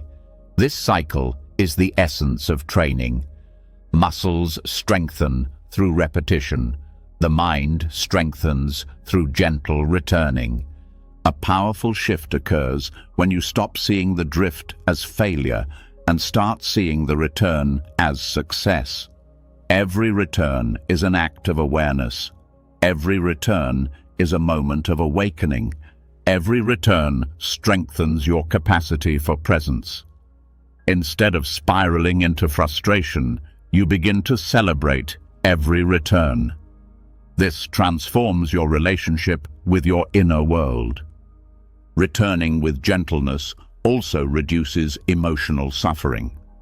When you attack yourself for drifting, you activate the same patterns that create anxiety, shame, and self-doubt. But when you return with care, you soothe those patterns. You train your mind to relax instead of tense. This relaxation spreads through your emotions. It makes you softer with yourself. It makes you less reactive. It cultivates inner peace. The practice of returning is also an act of humility. It reminds you that you are human, that the mind is not a machine, and that wisdom grows slowly, organically. You stop demanding superhuman focus. You accept your nature without frustration. This acceptance opens the door to deeper self-understanding. You begin to see the patterns behind your drifting, the fears, the habits, the memories, the unresolved emotions. And because you no longer judge yourself, you can explore these patterns with honesty. Returning also builds inner strength because it teaches endurance. Even when your mind wanders 1,000 times, you return 1,000 times. You do not quit. You do not give up. You do not shame yourself. You simply come back again. This persistence creates resilience. You learn that drifting does not remove your ability to return. You learn that the mind's chaos cannot destroy your capacity for calm. This knowledge creates confidence. The practice deepens when you start noticing the patterns of your drifting without reacting to them. You notice the kind of thoughts that pull you away. You notice the emotional states that distract you. You notice the moments when your attention weakens. This awareness helps you understand yourself more deeply. You begin to see not only that you drift, but why you drift. This is insight, and insight is healing. Gentle returning also trains the mind to let go more easily. When you bring yourself back without punishment, you learn that you can release a thought without fighting it. You can let go of stories without believing them. You can release emotional spirals before they grow. This makes detachment a natural skill rather than a forced effort. Another important part of this practice is compassion. When you return gently to yourself, you practice the same compassion you wish to offer others. You learn how to be kind even when you are imperfect. You learn how to forgive small mistakes instantly. You learn how to stay present with yourself even when your mind is restless. This compassion expands into your external life. You become more patient with others. You become less reactive in relationships. You become softer in your judgments. Gentleness toward yourself becomes gentleness toward the world. The practice of returning is also deeply grounding. Every return reconnects you with your breath, your body, and the present moment. These returns anchor you in reality instead of losing yourself in mental noise. Over time, the body becomes the home you return to. The breath becomes the stabilizing force. The present moment becomes your refuge. Consistency is the heart of this practice. Not perfection, not control, not force, just consistency. The willingness to come back again and again. The willingness to meet yourself where you are. The willingness to continue even when your mind feels wild. This consistency slowly transforms the mind from restless to steady, and something remarkable begins to happen when you practice returning regularly. The mind drifts less, not because you force it, but because it trusts the space you have created. Presence becomes easier. Thoughts lose their urgency. Inner storms lose their force. Calm becomes a natural baseline rather than a rare experience. Returning becomes smoother, quieter, gentler. This is the power of the practice. Every gentle return brings you closer to yourself. Every return softens old wounds. Every return strengthens awareness. Every return deepens presence. And eventually, returning becomes your inner compass. It guides you through difficulty. It anchors you in uncertainty. It brings you back to the ground of your being. From here, you step naturally into the next teaching, the art of releasing hidden agendas, those subtle expectations that quietly shape your choices and disturb your peace. As you learn the practice of returning with gentleness, something important becomes clear. The mind settles not through force, but through softness. You begin to see that peace grows when you stop punishing yourself for drifting. This realization brings a sweetness to your inner world. But as that peace expands, another truth quietly rises to the surface. Even when you return gently, there is often a hidden expectation beneath your actions. A quiet whisper inside you saying, "I hope this works. I hope they appreciate this. I hope this turns out the way I want." These subtle agendas feel harmless, but they shape your emotional world far more than you notice. This next step takes you into the roots of these hidden expectations. There is a quiet pressure behind many of your actions, even the simple ones. You offer kindness, hoping others will respond warmly. You work hard, hoping your efforts will be seen. You make choices, hoping they will lead to success. You speak honestly, hoping to be understood. You give your time, hoping it will be valued. These hopes are not wrong, but when they go unnoticed, they become the source of deep disappointment. The mind constantly tries to predict outcomes and secure comfort. It attaches expectations to almost everything, even without your awareness. You may think you are acting freely, but underneath, there is a small agenda directing your emotions. When reality doesn't match that hidden agenda, suffering appears. You feel frustration, sadness, resentment, or confusion, not because the situation harmed you, but because the outcome did not meet the silent expectation you never admitted you had. The first step in releasing agendas is recognizing how subtle they can be. They often hide in good intentions. You help others hoping to be seen as kind. You give advice hoping to be respected. You stay quiet, hoping to avoid conflict. You speak up, hoping to be heard. You apologize, hoping to keep peace. These silent hopes influence your emotional reactions. When the outcome aligns with your hope, you feel relieved. When it doesn't, you feel hurt. This creates emotional instability because your inner peace becomes dependent on things you cannot control. Seeing this clearly softens the power agendas have over you. When you bring awareness to the hopes behind your actions, something opens. You begin to see how much your peace has been tied to external responses.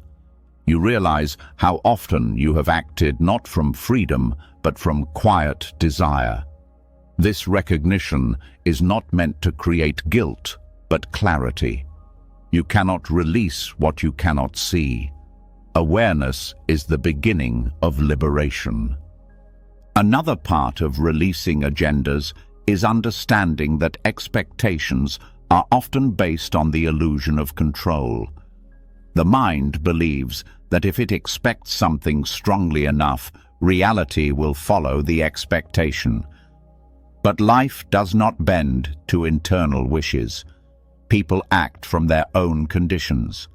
Circumstances unfold according to their own nature. When you expect others to respond a certain way, you try to bend life into your preferred shape. And this creates tension because life moves according to its own laws. Letting go of these subtle expectations is not the same as not caring. It does not mean you become indifferent, numb, or detached in a cold way. It means your care becomes unconditional.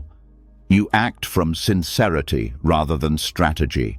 You give without trying to control the return. You speak truth without insisting on a certain reaction. You love without demanding reassurance. You show up without needing the world to match your inner script. When you act without agendas, your heart becomes lighter. You no longer feel owed. You no longer feel betrayed when someone does not respond as you hoped. You no longer cling to outcomes. You no longer measure your worth by external responses. Every action becomes complete in itself. You feel free because you stop tying the value of your actions to what comes after them. Releasing the agenda also dissolves resentment. Resentment grows when you give with expectation. You may not say it out loud, but a quiet voice inside says, "I did this for you. Now you should do something for me." When this silent contract is not fulfilled, bitterness grows. When you let go of agendas, there is no contract. There is nothing to be violated. You act from clarity rather than transaction. This preserves your peace. Another insight comes from seeing how agendas distort perception. When you hope for a specific outcome, you filter everything through that hope. You read too much into small gestures. You interpret neutral actions through bias. You miss the reality because you are focused on what you want reality to be. Letting go of agendas allows you to see situations as they are, not as you wish them to be. This clarity brings emotional stability. Releasing hidden expectations also brings greater self-honesty. You start noticing the fears beneath your agendas. Fear of rejection, fear of disappointment, fear of not being valued, fear of losing control. When you see these fears clearly, you stop projecting them onto your actions. You begin to soothe the fears directly instead of using expectations to temporarily mask them. This deepens emotional maturity. This practice is not about suppressing desire.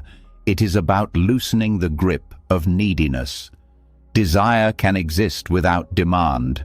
You can hope without insisting. You can care without clinging. This creates a beautiful balance. You stay open to outcomes without being controlled by them. You take action without attaching your emotional well-being to the results. A major transformation happens when you learn to appreciate effort simply because it aligns with your values, not because you hope it will lead somewhere. When you act because the action itself is true to you, you stop chasing approval. You stop living for validation. You stop molding yourself to meet expectations. You start experiencing a kind of freedom where your actions feel clean, your intentions feel honest, and your peace feels stable. Releasing agendas also improves relationships. When you interact without hidden hopes, people feel safer around you. They do not sense pressure. They do not sense manipulation. They do not sense emotional contracts. Your presence becomes calming because it is free from demand. This creates healthier connections built on trust and authenticity. This practice softens emotional reactions too. When you have no agenda, disappointment becomes lighter.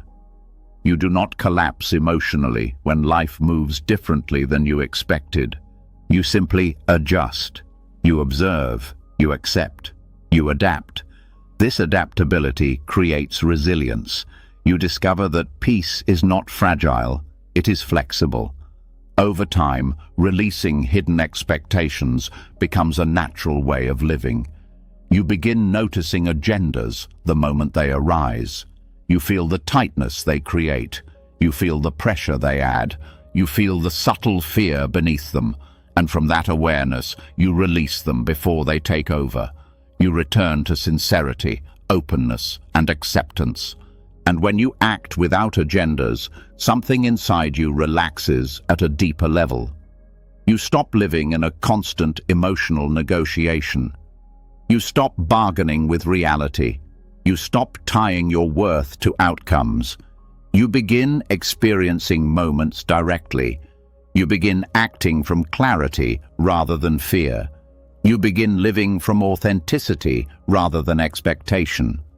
This shift brings you closer to a profound freedom. The freedom to meet life without burdening it with conditions.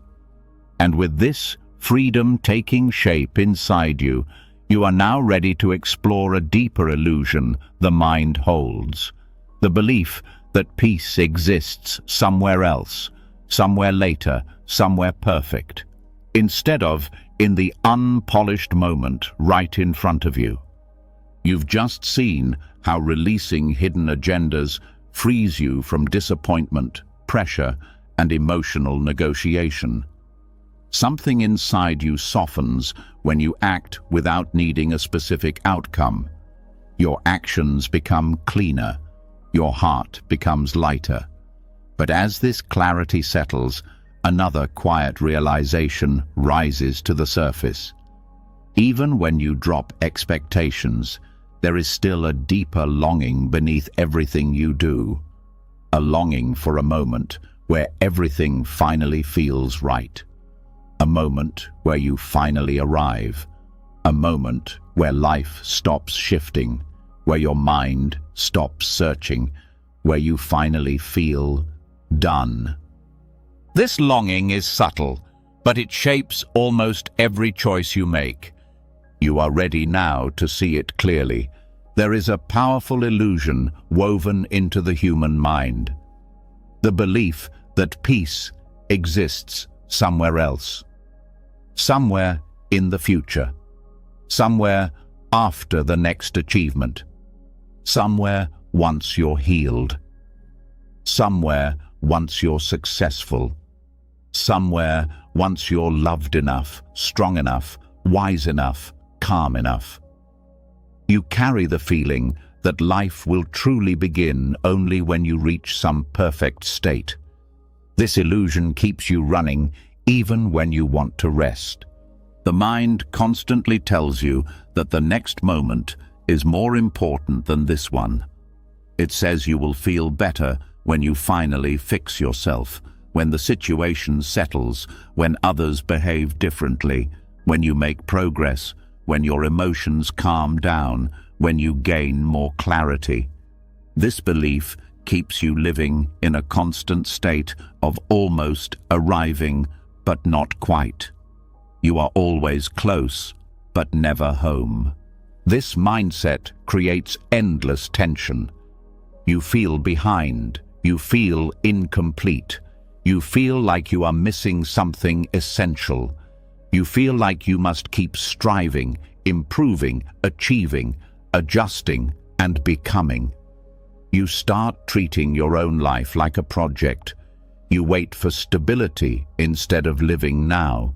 You wait for healing instead of allowing the moment to hold you as you are.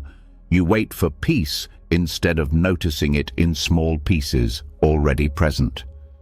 The wisdom of non-arrival reveals something different. There is nowhere to arrive. There is no final version of you waiting in the future. There is no perfect state where everything stays stable. There is no moment where life stops changing. Peace does not come from reaching a flawless condition. Peace comes from releasing the belief that you must become someone else in order to rest. This understanding begins by noticing how often you postpone your own peace. You think, "I'll feel okay once this problem is solved," but when that problem fades, another appears. You think, "I'll feel confident once I achieve this," but once you do, the goal shifts. You think, "I'll feel calm once my mind stops wandering." But the mind wanders again. The goal line moves endlessly because the problem is not the present. It is the belief that the present is not enough. Non-arrival invites you to stop chasing a perfect moment and start living inside the imperfect one you're already in. You stop waiting for conditions to match your desires. You stop basing your peace on future outcomes. You stop believing life owes you a perfect version of reality. You begin to accept that this moment, with its messiness, its beauty, its uncertainty, its discomfort, its complexity, is enough to be lived fully. This practice also transforms how you view personal growth. Instead of treating growth as a ladder you must climb toward some final state, you see it as a continuous unfolding. There is no finished. There is only learning. There is only deepening. There is only expanding awareness. When you release the fantasy of arrival, growth becomes gentle rather than urgent. You no longer feel pressured to hurry. You no longer measure yourself by milestones. You no longer panic when change is slow. You simply walk. The illusion of arrival is often tied to the belief that you are not enough yet. And because you don't feel enough, you keep striving for some future moment where you hope to finally feel whole. But non-arrival shows you that wholeness is already present, not because you are perfect, but because you are alive, aware, and connected to experience. Wholeness comes from presence, not from accomplishment. This insight also releases the anxiety around self-improvement. When you believe there is a perfect state waiting ahead, self-improvement becomes a burden. You judge yourself harshly. You compare yourself to others. You fear falling behind. But when you understand that there is no final version of you that must be reached, growth becomes naturally motivated. You improve not to arrive somewhere, but because growth itself feels meaningful. The wisdom of non-arrival also dissolves the pressure to fix everything immediately. You stop rushing. You stop grasping for solutions. You stop believing that peace depends on finishing your inner work. You realize that inner work is not a race. It is a lifelong relationship with yourself. You allow healing to unfold slowly. You allow clarity to come in waves. You allow yourself to rest even while unfinished. This gentle approach creates more transformation than pressure ever could. Another important part of this teaching is recognizing how often you try to escape the present moment because it feels imperfect. You escape through distraction, fantasizing, worrying, planning, scrolling, overworking, or self-criticism. These behaviors come from the belief that the future holds something better. But when you stop running toward a future moment, you begin to meet the present with honesty. You feel its textures. You witness its emotional truth. You engage with life more directly. Non-arrival is not about giving up on aspirations. It is about removing desperation from them. You still grow, but you do not believe growth will save you. You still dream, but you do not abandon your peace while chasing those dreams. You still improve, but you do not punish yourself for being in the process. This balance creates grounded progress. You evolve without abandoning yourself. This practice also reveals how deeply conditioned the mind is to seek completion. From childhood, you are taught that life is a series of achievements. Finish school, get the job, find the partner, succeed, settle down, retire. This pattern trains you to believe that life is always somewhere ahead of you.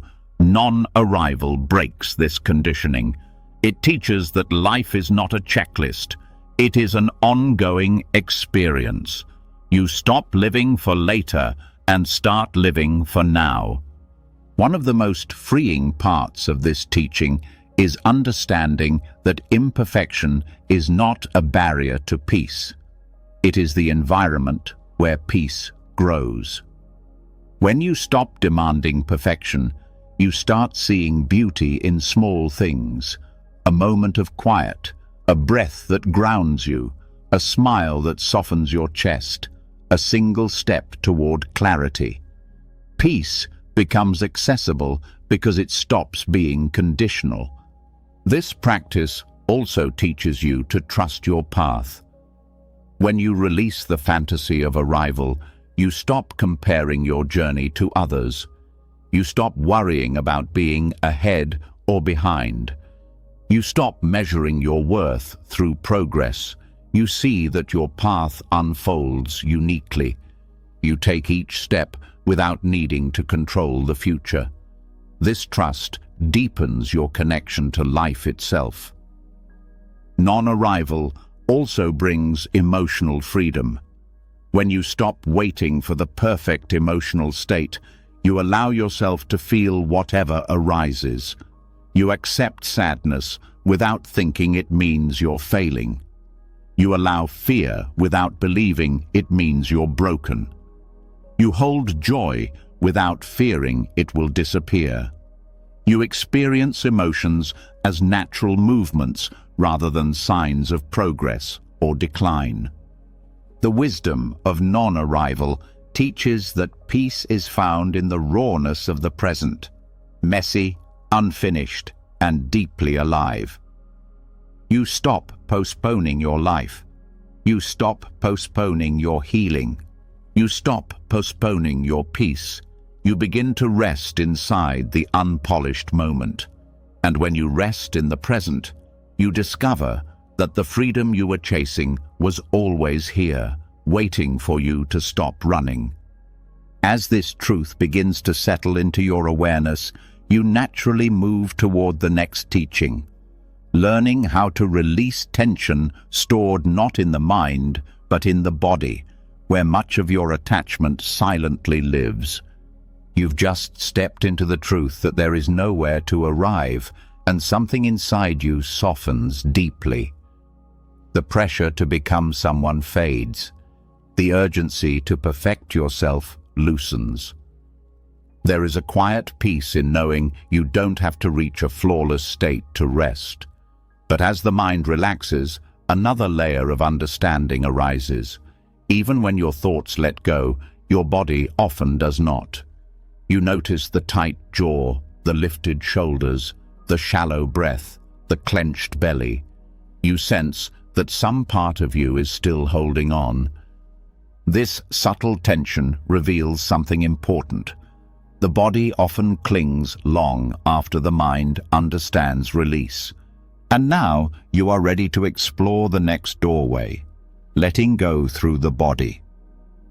Most people try to let go only through thinking.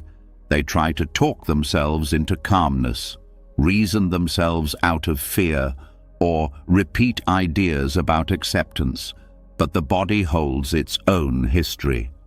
Muscle memory stores past reactions, old traumas, unresolved emotions, and habitual tension. Even when your mind is willing to release, your body may still be gripping. Real detachment requires working with both the mind and the body because they influence each other constantly. Somatic detachment begins with noticing the micro-tensions you normally ignore. These small contractions are signs of holding fear, holding expectation, holding roles, holding stories, holding defenses. Tension is not random. It is the body's attempt to feel safe. When you become aware of these micro-tensions, you begin to understand how your body has been trying to protect you. Awareness is the first step toward release. Often the body tenses before the mind even forms a thought. Your shoulders rise when you feel uncertain. Your stomach tightens when you feel judged. Your throat constricts when you fear speaking. Your breath becomes shallow when you feel overwhelmed. These reactions happen so quickly that you miss the moment they begin. But when you slow down and observe your body with patience, you start to see patterns. You realize tension is not only physical, it is emotional memory expressed in muscle and breath. Letting go through the body starts with posture. The way you stand, sit, or carry yourself reflects your internal state. A closed posture signals protection. A rigid posture signals control. A collapsed posture signals defeat. None of these are conscious choices. They are conditioned responses. When you gently adjust your posture, opening the chest, relaxing the shoulders, softening the jaw, you send a signal to the nervous system that it can stop bracing. Your body begins to trust the environment again. This trust allows tension to release. Breath is another doorway into somatic detachment. Breath responds instantly to emotion. When you're stressed, breath becomes shallow. When you're anxious, it becomes tight. When you're afraid, it pauses. Learning to notice your breath shows you where your body is holding. Instead of trying to control the breath, the practice is to observe it, to watch how it moves, how it expands, how it contracts. This observation shifts you from autopilot to awareness. Slowly, the breath deepens on its own. The body lets go because you stopped interfering. Micro-tension awareness is a powerful tool. Instead of waiting for a large emotional reaction, you notice the small signs. The slight frown, the tightening around the eyes, the clenching of fingers, the curling of toes, the stiffening of the neck. These tiny contractions reveal where attachment lives. When you notice them early, you can soften before the emotion grows. This prevents emotional spirals and reduces stress before it builds. Letting go through the body also requires patience. Physical habits formed over years do not dissolve instantly. You are not trying to force relaxation. You are building a relationship with your body. You listen to its signals, respond with kindness, and offer it space. The body learns to release through safety, not pressure. When you show it that it doesn't need to brace for danger, it begins to let go naturally. This process is slow but deeply transformative. Another part of somatic detachment is learning to feel sensations without reacting. When tension arises, most people immediately try to fix it, stretching, forcing relaxation, distracting themselves. But true release comes from feeling the sensation fully without resistance. You observe the tightness, the heat, the contraction. You let it exist. When you stop fighting the tension, the body stops amplifying it. Sensation completes its cycle and dissolves. This practice also strengthens your ability to stay present. The body only exists in the now. When you observe your physical sensations, you return to the present moment. You stop drifting into stories or worries. You become grounded in the physical reality of your experience. This grounding stabilizes the mind and reduces emotional intensity. Detachment becomes easier because you are not lost in mental narratives. You are anchored in the body's truth. Somatic detachment also allows you to access emotions stored deeply within. Sometimes the body holds emotions that the mind has pushed away. When you soften tension, these emotions rise to the surface: sadness, fear, frustration, or vulnerability. Meeting these emotions without resistance allows them to release. The body lets go of what it has carried for years. You feel lighter, not because you talked through the emotion, but because your body finally released it. Working with the body also changes how you respond to stress. Instead of tightening, you learn to soften. Instead of bracing, you breathe. Instead of collapsing, you ground your feet. These small adjustments create resilience. You stop letting stress control your physical state. You meet challenging moments with presence rather than reactivity. This is somatic wisdom, the ability to remain steady through physical awareness. Another powerful aspect of this practice is understanding that the body communicates before the mind interprets. If you learn to listen to the body's signals early, you prevent emotional overwhelm. You notice when anxiety is starting instead of when it peaks. You notice when sadness is building instead of drowning in it. You notice when frustration is rising before it becomes anger. This early awareness allows you to respond with clarity. Somatic detachment also brings you closer to yourself. When you observe your body with kindness, you develop intimacy with your inner world. You feel connected to yourself rather than distant. You understand what your body needs. You understand what it fears. You understand how it protects you. This connection brings a softness that spreads through your entire being. As this practice deepens, you begin to notice how physical release impacts your emotional state. A relaxed jaw softens anger. A deep breath calms fear. An open posture reduces insecurity.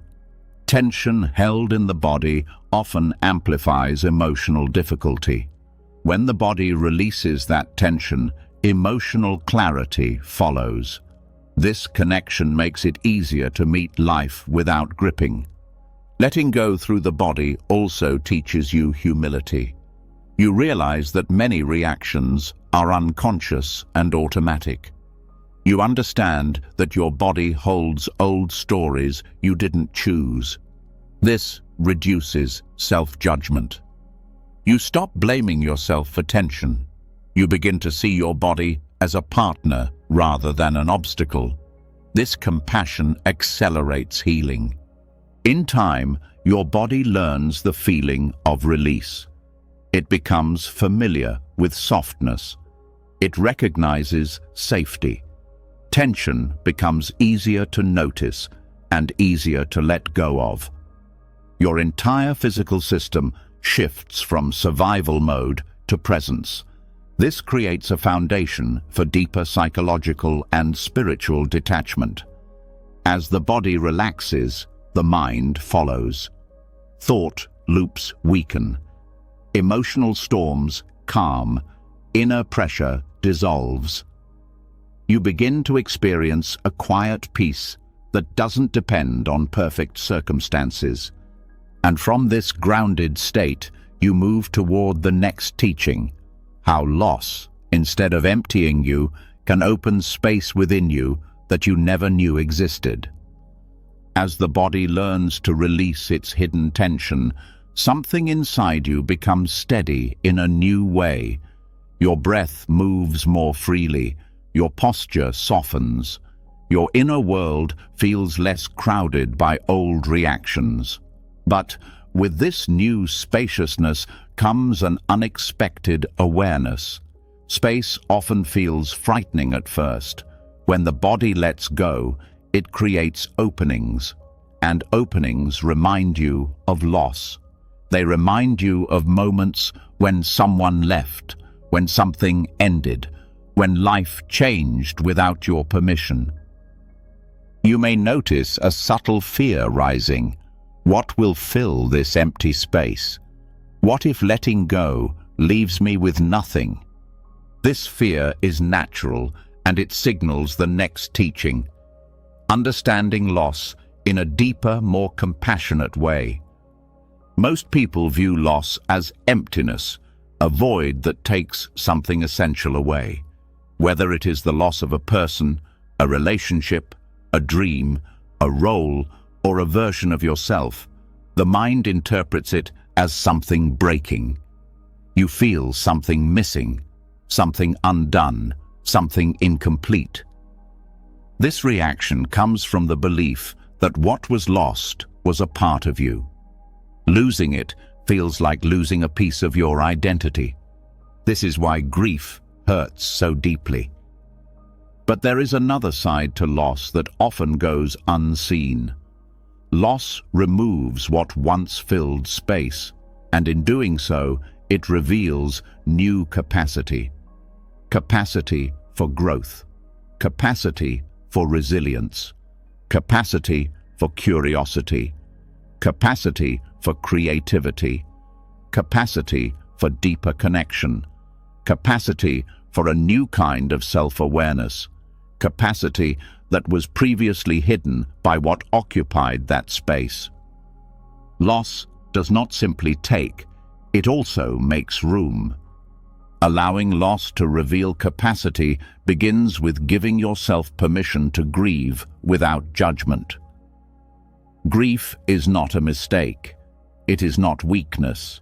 It is not a sign that you failed to detach. Grief is the natural response to change. It shows you what mattered. It reveals the depth of your connections. It exposes the tender parts of your heart. When you stop resisting grief, you allow it to shape you instead of break you. Grief becomes a teacher instead of a prison. One of the first shifts in this practice is realizing that emptiness is not the same as absence. Emptiness is potential. Absence is only the mind's interpretation of what is missing. When you sit with emptiness without labeling it as loss, you start to feel something subtle, a quiet spaciousness. This spaciousness is not the void your fear imagines. It is inner room you never knew you had. Loss clears the mind of old attachments and creates space for something you could not see before. Loss also reveals resilience you did not know you possessed. You discover your ability to endure pain, to continue walking through difficulty, to stay open even when life feels uncertain. You begin to see that strength is not the absence of vulnerability. It is the willingness to keep feeling while still choosing to move forward. Resilience is not a trait. It is a capacity awakened through loss. Another part of this teaching is understanding that endings uncover hidden creativity. When something familiar leaves your life, your mind must reorganize. It must find new perspectives, new ways of coping, new ways of understanding yourself. This process awakens parts of you that were asleep. You begin to notice ideas, insights, and intuitions that were once buried under routine, comfort, or attachment. Loss breaks patterns, and in breaking patterns, it reveals new ways of seeing. You may also notice that loss forces you to meet parts of yourself you never had to meet before. When someone supported you, you relied on their presence. When a role defined you, you relied on its structure. When a dream guided you, you relied on its direction. When these things fall away, you discover strengths you previously outsourced. You learn self-trust because you must. You learn self-guidance because you have no choice. Loss becomes a mirror that shows you who you are beneath what you held on to. Allowing loss to reveal capacity also means letting go of the idea that healing must look a certain way. Healing is not linear. It doesn't follow predictable stages. Some days you feel strong, and others you feel broken. Some days you feel clear, and others you feel lost. This fluctuation is not failure. It is the movement of emotional energy clearing space. When you stop forcing healing to be orderly, your capacity expands because you stop fighting the natural rhythm of your inner world. Another insight comes from seeing how loss purifies priorities. When something falls away, you see more clearly what matters and what does not. You stop wasting time on things that do not nourish you. You stop clinging to people who drain you. You stop investing energy in roles that diminish you. Loss sharpens your understanding of meaning. It reveals what you truly value. This clarity is a form of inner wealth. Loss also deepens compassion. When you feel your own grief fully, you become more sensitive to the suffering of others. You understand pain not as something to avoid, but as something to honor. You see that others carry their own invisible losses, and this understanding softens judgment. Compassion expands your capacity to love without clinging, to support without controlling, to hold space without needing to fix. Another important part of this practice is realizing that loss teaches you to trust the movement of life. You begin to see that endings are not punishments, but transitions. Even when something leaves unwillingly, even when the loss feels unfair, life continues to unfold. When you witness yourself surviving losses you once thought impossible, your trust deepens. You learn that life carries you forward even when you resist. You learn that you can walk through change and still remain whole. Allowing loss to reveal capacity also means recognizing that pain is not the end of the story. Pain is the beginning of transformation. Pain clears attachments. Pain opens space for new understanding. Pain strips away illusions. Pain forces honesty. Pain removes what blocks growth. Pain, when met directly, becomes the soil where deeper wisdom grows. As you learn to allow loss without collapsing, your sense of identity shifts. You stop seeing yourself as someone who loses. You start seeing yourself as someone who transforms. The loss becomes part of your history, not your definition. You carry the experience, but you do not become the experience. This perspective liberates you from living in the shadow of the past. In time, the fear of loss weakens.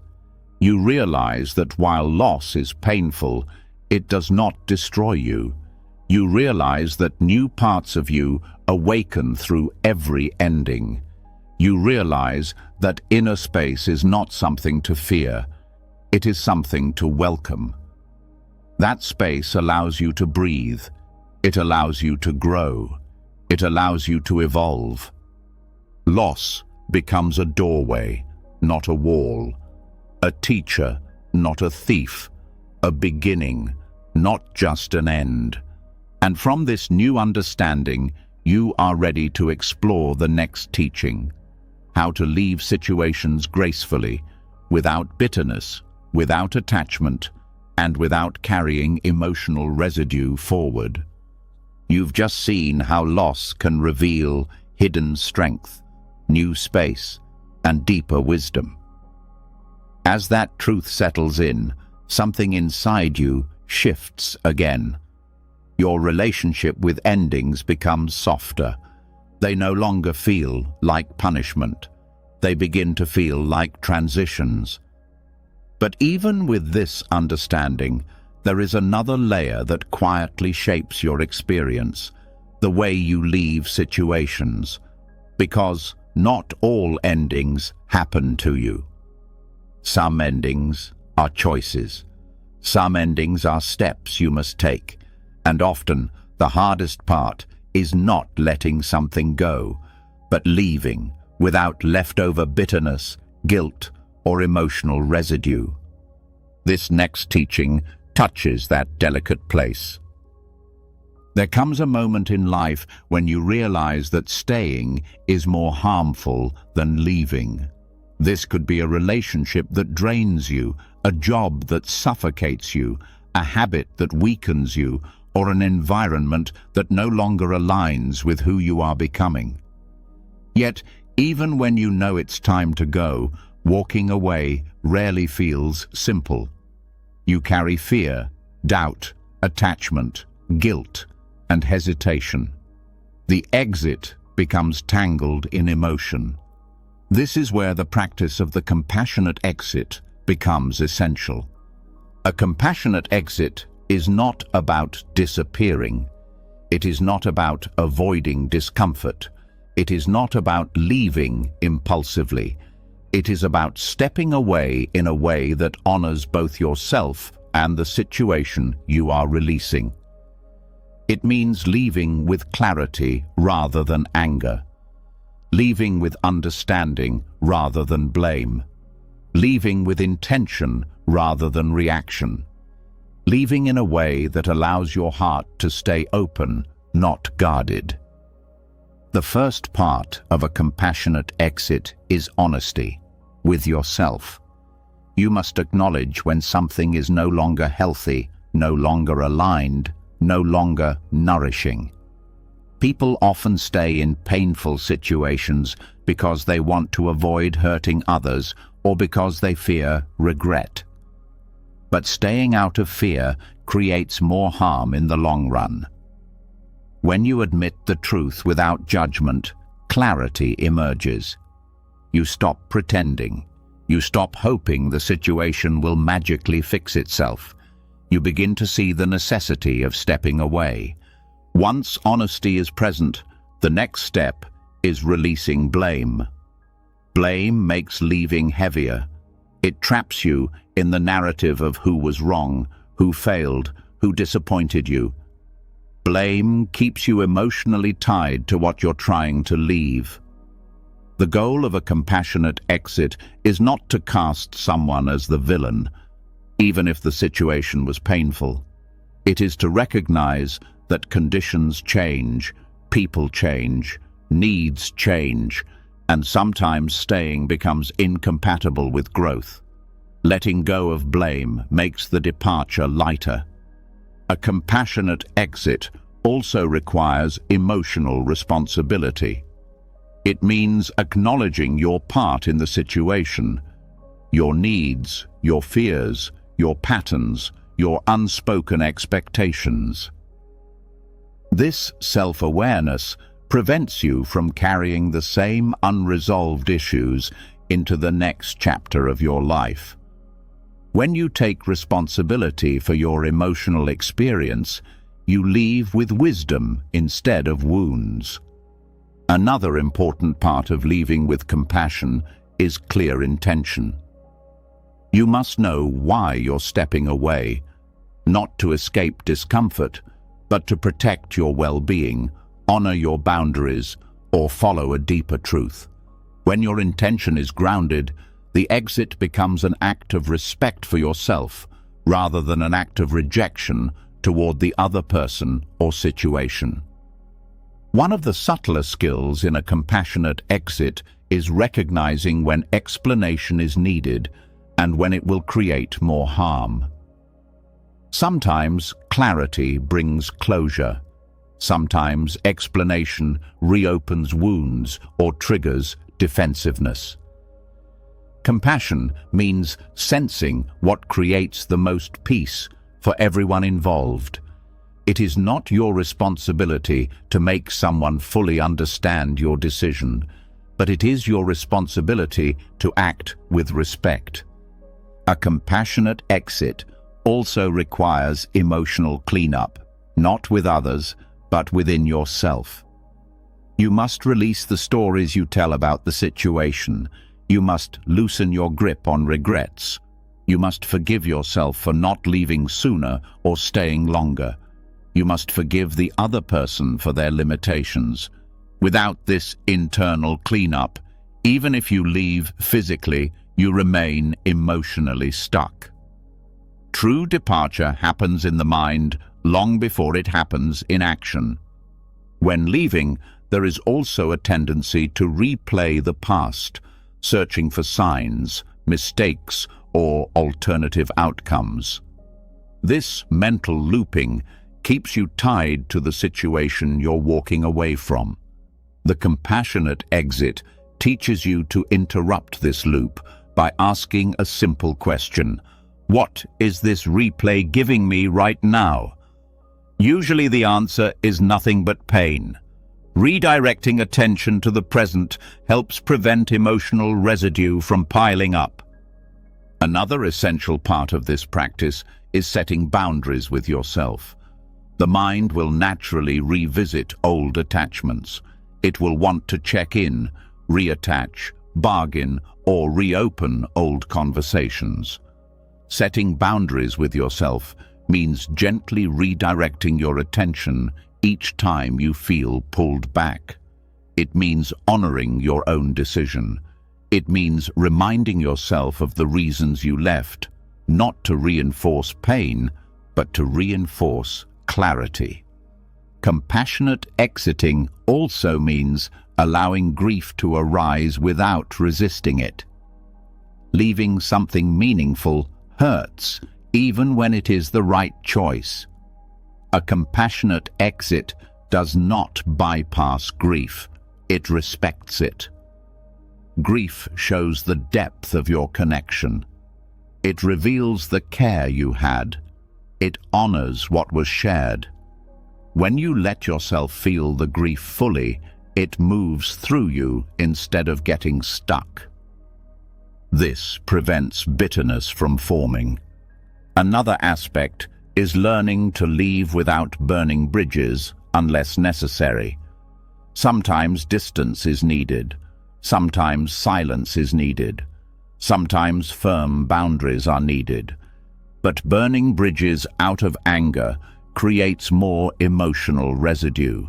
A compassionate exit leaves the bridge intact, even if you choose never to cross it again.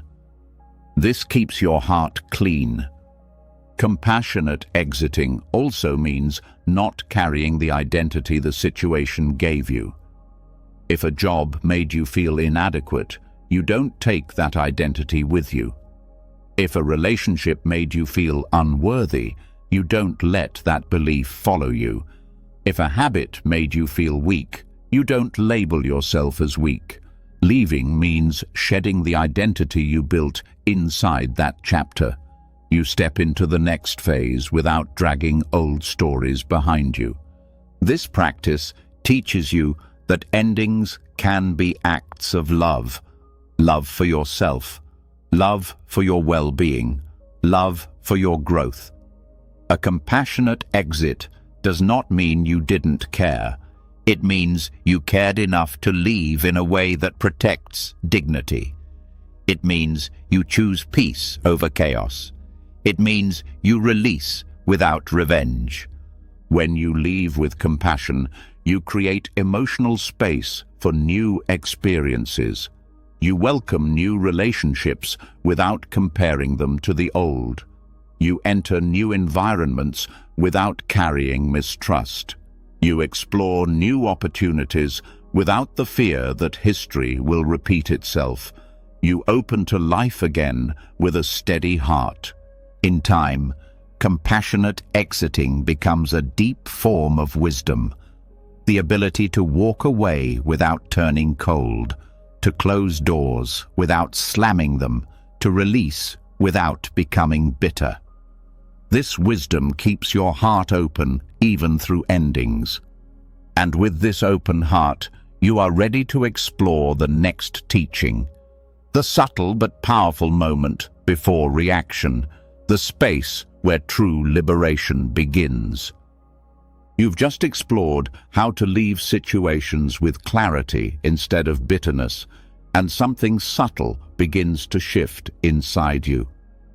You start to feel how much freedom comes from choosing your exits wisely, from walking away without poisoning your heart, from releasing without destroying yourself. But now, another layer quietly emerges. The realization that most suffering doesn't come from leaving or staying. It comes from the moments where you react. Those flashes where emotion takes over before awareness has a chance to step in. Those tiny instants where you tense, defend, lash out, shut down, or overthink before you even realize what you're doing. This is where the deepest work happens. You are now ready to explore the most powerful pause in human experience, the moment before reaction. There is a space inside every experience, so small that most people never notice it. A gap between stimulus and response. An opening before emotion becomes behavior. A breath before the mind leaps into old patterns. This gap is where your entire spiritual practice comes alive, because in that gap, you are not your conditioning, you are not your past, you are not your habit, you are not your fear. You are pure awareness, choosing how to meet the moment. Most people live their lives skipping over this space entirely. Life triggers them, and they respond instantly. Someone raises their voice, and irritation surges. Someone criticizes them, and defensiveness rises. Something doesn't go as planned, and frustration appears. A memory surfaces, and sadness returns. A fear enters, and they panic. These reactions feel automatic, but they are not destiny. They are habits. Habits formed through years of repetition. The sacred gap is always there, but old conditioning fills it so quickly that you never see it. The first step in reclaiming this space is recognizing that reaction is not the same as response. Reaction is immediate, unconscious, driven by survival instincts. Response is conscious, chosen, and rooted in awareness. Reactions happen to you. Responses come from you. When you develop awareness of the gap, you gain the ability to respond rather than react. This is the foundation of liberation. This practice begins with slowing down your noticing. When a trigger arises before your mind forms a thought, your body reacts first. A tightening in the chest, a shift in breathing, a quickening of the pulse, a tension in the jaw. These sensations are early indicators that reaction is forming. If you can recognize these micro-signals, you enter the sacred gap. You interrupt the automatic pattern. The reaction loses its authority. The gap becomes wider when you name what is happening. Simply saying internally, reactivity is rising, or tension is here, brings you into awareness.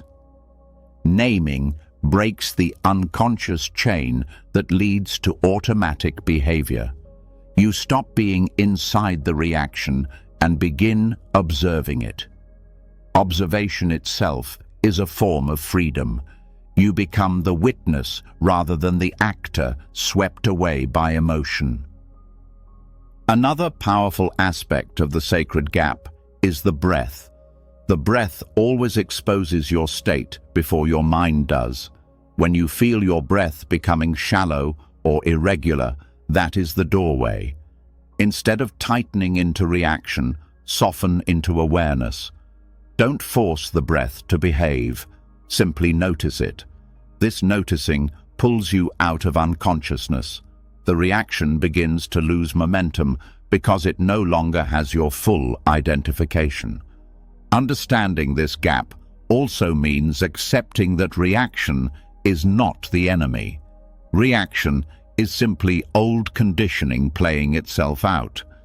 It is your nervous system trying to protect you based on outdated patterns. Instead of attacking yourself for having reactions, meet them with curiosity. Curiosity widens the gap even more. It turns reactive energy into information rather than threat. This is how you stop fighting yourself and begin learning from your inner patterns. The sacred gap also teaches humility. You realize how quickly the mind wants to take control. You see how fast the ego wants to defend itself. You see how old wounds try to guide your behavior. This humility softens you. It reminds you that reaction is part of being human, and noticing it is part of growing. Humility allows the gap to stay open long enough for wisdom to enter. Another important part of this practice is recognizing that reaction always wants urgency. Reaction creates pressure. Respond now. Punish. Withdraw. Protect. Prove. Control. Fix. The sacred gap interrupts this urgency. When you pause, even for a half second, you break the illusion that reaction must be immediate. You create space where patience can arise, and patience allows you to see the truth of the moment more clearly. This pause often reveals that the trigger was not about the present moment at all. Most reactions are echoes from old pain. You think you're reacting to a person or situation in front of you, but you're actually reacting to a memory, a fear, or a belief shaped long ago. When you pause, the emotional fog lifts. You begin to distinguish between the past and what is actually happening now. This clarity transforms your inner world. The gap also reveals something surprising. Reaction loses its power when you do not feed it. A reaction gains strength when you immediately obey it. When you pause, the reaction collapses. Not because you suppressed it, but because you stopped energizing it with automatic behavior. This is how you train your mind to stop pulling you into old loops. You break the pattern by refusing to reinforce it. With practice, the sacred gap becomes longer, not in time, but in awareness. What once felt like a split second begins to feel spacious. In that space, you can ask important questions. What is really happening right now? What emotion is rising beneath this? What does my body feel? What does this moment actually need? What action aligns with who I want to be? These questions don't require long thought. They arise naturally when awareness enters the gap, and awareness always brings clarity. The sacred gap is also where compassion grows. When you pause, you stop projecting your pain onto others. You stop carrying old wounds into new conversations. You stop responding from fear rather than understanding. Compassion grows because you are no longer trapped inside your reaction. You can see the other person more clearly, and you can see your own emotional patterns with honesty instead of judgment. This practice does more than reduce emotional suffering. It transforms your entire relationship with life. You become less impulsive. You become harder to provoke. You become more patient. You become more grounded. Your presence deepens because you stop losing yourself in every emotional wave. You learn to stay with yourself even in difficult moments. Over time, you begin to feel something profound. The gap is not just a pause. It is freedom. It is choice. It is clarity. It is the place where old patterns dissolve and new possibilities arise. It is the doorway between unconscious living and conscious living. It is where your awakening becomes practical. And as you begin to master this sacred pause, you are ready to step into the next truth, the one that reveals how much you cling not to your past self, but to the future version of you that you think you must become. You've just learned to recognize and enter the sacred gap before reaction, and something inside you begins to feel more spacious. You sense a growing steadiness, a growing ability to pause before falling into old habits. But as this power of the pause deepens, another pattern comes into focus, a quieter, more subtle attachment that doesn't live in the past or in your reactions, but in your vision of who you believe you should become.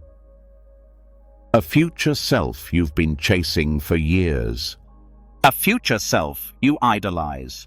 A future self that quietly pressures you every single day. This next teaching invites you to look at that inner attachment with honesty and tenderness.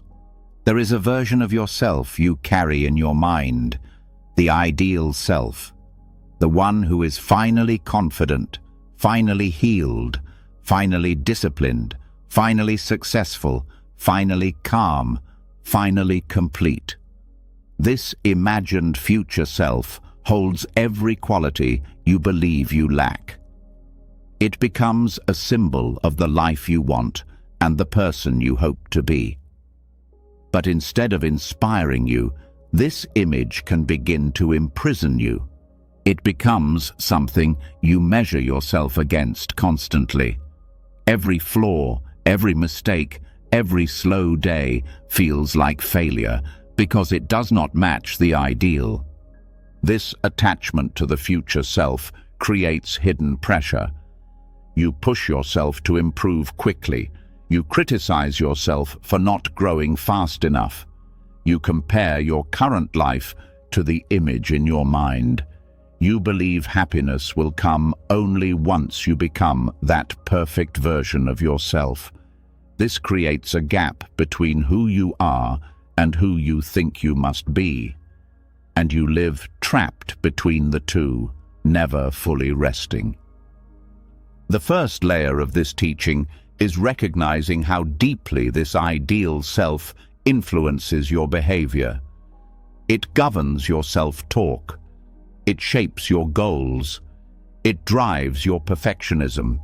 It fuels your impatience. It makes you postpone joy until you reach a certain level of achievement or self-mastery. You start believing that you must arrive somewhere before you are allowed to feel peaceful. But this ideal self is always moving.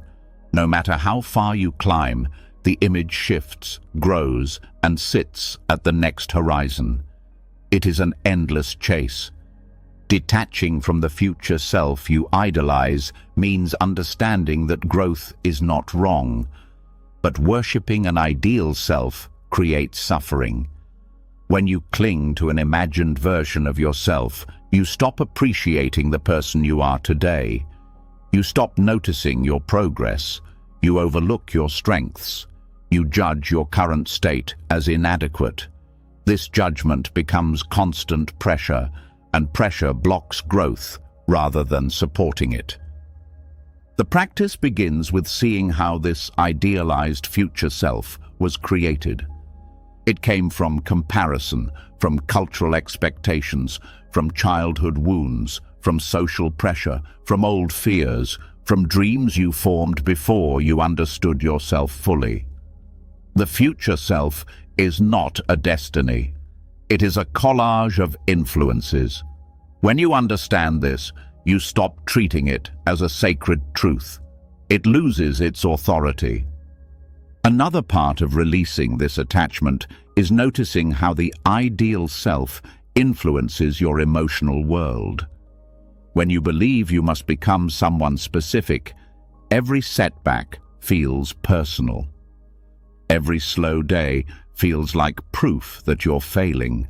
Every mistake turns into self-doubt. You start living with chronic dissatisfaction, never feeling enough. The ideal self becomes a silent critic, following you everywhere. Letting go of this critic opens space for self-compassion. This practice also requires acknowledging the fear behind the ideal self. The fear says, "I am not enough as I am." And so you build a future self you believe will finally make you worthy. But worthiness is not something you earn through improvement. It is something you discover through presence. When you release the belief that you must earn worthiness, the ideal self loses its grip. Another powerful insight is understanding that the future self is built on certainty. The belief that if you shape your life perfectly, you will protect yourself from pain. But life does not follow perfect lines. Perfection does not guarantee safety. Growth does not eliminate vulnerability. When you realize that the ideal self cannot save you from the realities of being human, you stop using it as a shield. You allow yourself to live without needing certainty. Letting go of the future self also transforms how you approach goals. Instead of striving from inadequacy, you begin to grow from sufficiency. Instead of chasing improvement out of fear, you explore growth out of curiosity. Instead of pushing yourself harshly, you support yourself gently. This creates sustainable growth because you are no longer fighting yourself. You are walking with yourself. Another layer of this practice is recognizing the subtle ways the ideal self keeps you disconnected from the present moment. When you're focused on becoming someone else, you miss the life happening right now. You miss small joys. You miss simple beauty. You miss connection. You miss opportunities. You miss presence. The future self steals the richness of the present by convincing you the present is not enough. Letting go returns you to now. As you detach, you begin to see that the real transformation happens in the present, not the future. The future self can never change you. Only the present self can. The present moment is where habits shift, where awareness grows, where healing happens. When you release the fantasy of becoming someone else, you begin to meet yourself honestly. This honesty opens the door to genuine change. Another profound part of this teaching is realizing that you are not meant to become a perfect version of yourself. You are meant to keep evolving. The future self you idolize is static, a fixed image. But you are not static. You are movement, change, flow. When you stop trying to fit yourself into a fixed image, you give yourself permission to evolve in ways you could never predict. You open to possibilities beyond the limits of your imagination. This detachment also brings relief from constant self-monitoring. When you stop comparing every moment to the ideal version of yourself, your mind relaxes. You stop over-analyzing your behavior. You stop judging your emotions. You stop evaluating your productivity. You stop measuring your worth. The inner critic becomes quieter because there is no longer an imaginary standard to uphold. As this practice deepens, you begin to feel compassion for yourself in a new way. You see how hard you've been on yourself. You see how much pressure you've carried. You see how long you've been chasing an image that kept shifting. Compassion softens the inner landscape. It creates space for real growth. It brings peace to the parts of you that felt they had to earn love. In time, the future self becomes lighter. It stops being a ruler and becomes a possibility. You can still dream. You can still set goals. You can still hope for growth.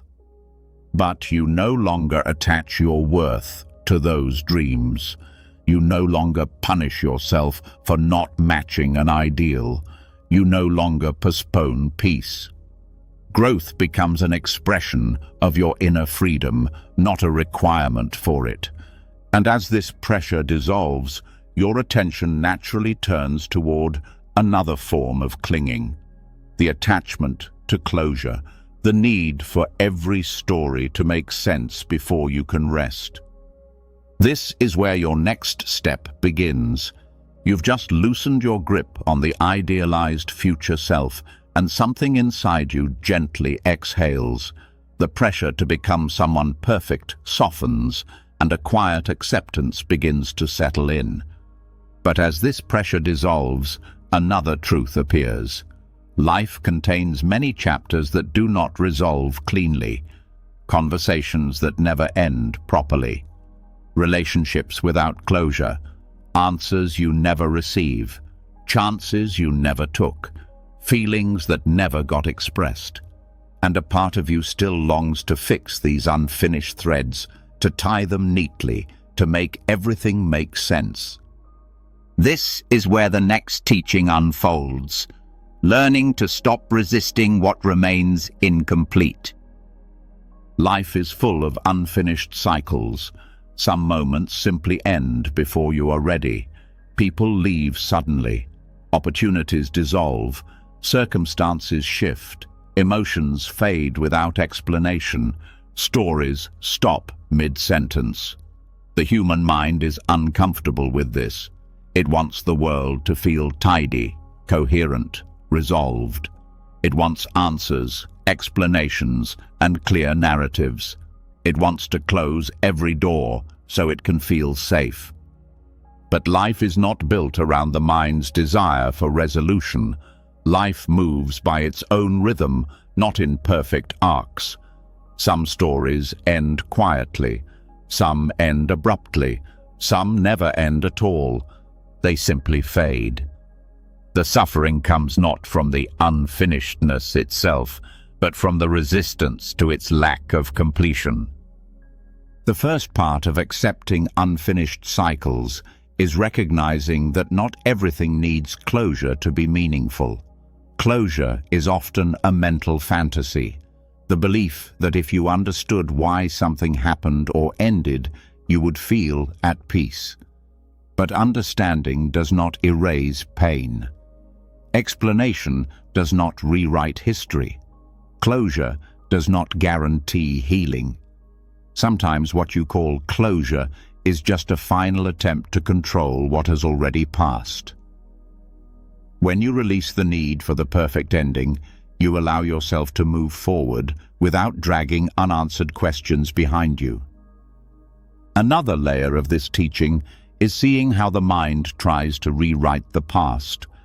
You replay conversations, wondering what you could have said differently. You revisit choices, imagining alternate paths. You rehearse explanations that were never given. This mental looping is an attempt to create a clean ending. But this rewinding does not close the cycle. It keeps it alive. Accepting that some stories remain open frees you from the exhausting cycle of mental repetition. Non-resistance to unfinished cycles does not mean ignoring your emotions. It means not letting them hold you hostage. When feelings arise from unresolved situations, you meet them with honesty. You allow sadness without trying to turn it into clarity. You allow confusion without trying to turn it into certainty. You allow longing without turning it into obsession. Feelings complete themselves when you stop demanding that situations complete themselves. This practice also teaches emotional maturity. Maturity is not having all the answers. It is the ability to live with unanswered questions without losing yourself. It is the capacity to hold discomfort gently instead of trying to erase it. It is the willingness to move forward even when the story did not end the way you wanted. This kind of maturity brings peace because it stops the inner war with reality. Another important insight is understanding that unfinished cycles do not mean failure. Many people believe that if something ended without resolution, they must have done something wrong. But life ends chapters for reasons you may never fully know. People leave because of their own timing, wounds, and growth. Opportunities dissolve because their purpose was already fulfilled. Change happens because it must. Releasing the belief that every ending must make sense removes the burden of self-blame. Non-resistance also invites you to see beauty in the incomplete. Some experiences shape you not by finishing, but by remaining open. Some lessons stay with you because they never found clean closure. Some people remain important because the story wasn't meant to be concluded. Incomplete moments can carry as much meaning as complete ones, sometimes more. This practice frees you from chasing what no longer exists. When you stop demanding closure from situations that cannot provide it, you reclaim your energy. You stop seeking answers from people who cannot give them. You stop waiting for apologies that may never come. You stop holding on to stories that have already ended. This release creates emotional space for new experiences to enter. Another powerful part of this teaching is learning to recognize when your need for closure is a form of resistance to change. Sometimes the desire for resolution is really a desire to keep the past alive. You believe that if you could just fix the story, you wouldn't have to let go of it. But clinging to unfinished cycles keeps you tied to the past. Letting them remain unfinished is what allows you to step into the present. A practical aspect of non-resistance is grounding yourself in the present moment. When the mind begins to search for closure, you gently redirect your attention to what is happening now. You focus on your breath. You feel your body. You notice your surroundings. You anchor yourself. This keeps you from spiraling into the mental loops that cling to old narratives. Another dimension to this practice is compassion for yourself and others. When you accept unfinished cycles, you stop demanding perfect behavior from yourself. You stop demanding perfect communication from others. You stop expecting life to move according to clean emotional timelines. This compassion softens your expectations and reduces suffering. Non-resistance to unfinished cycles also teaches surrender. Surrender is not giving up. It is allowing life to move without your constant supervision. It is acknowledging that not everything can be controlled, shaped, or finalized. It is trusting that even open-ended stories have value. Surrender makes space for inner peace, because peace comes not from having everything complete, but from allowing things to remain unfinished without fighting them. As you grow into this practice, the fear of loose threads begins to fade. You realize that life is not meant to be symmetrical. You realize that not every question needs an answer. You realize that not every ending needs a conclusion. You realize that clarity often comes later, when you are no longer seeking it. You realize that some understanding arrives only after you stop chasing it. Over time, you become someone who can honor the incomplete without collapsing into frustration. You become someone who can walk away gracefully from unresolved stories. You become someone who trusts the flow of life more than the desire for resolution. This trust brings you into deeper harmony with what is, not what should have been. And as this acceptance settles into your heart, you grow ready to face another subtle form of clinging, the quiet hunger for emotional validation, the longing for others to soothe wounds that can only be healed from within. You've just opened yourself to the truth that not every story receives a perfect ending.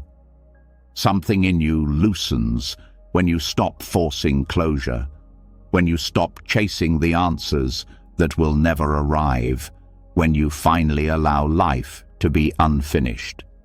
But as this surrender deepens, another pattern quietly rises from beneath the surface, a softer, more subtle attachment. It shows up in the way you wait for someone to reassure you, in the way you hope others will validate your feelings, in the way you look for signs that you matter, that you are understood, that you are seen.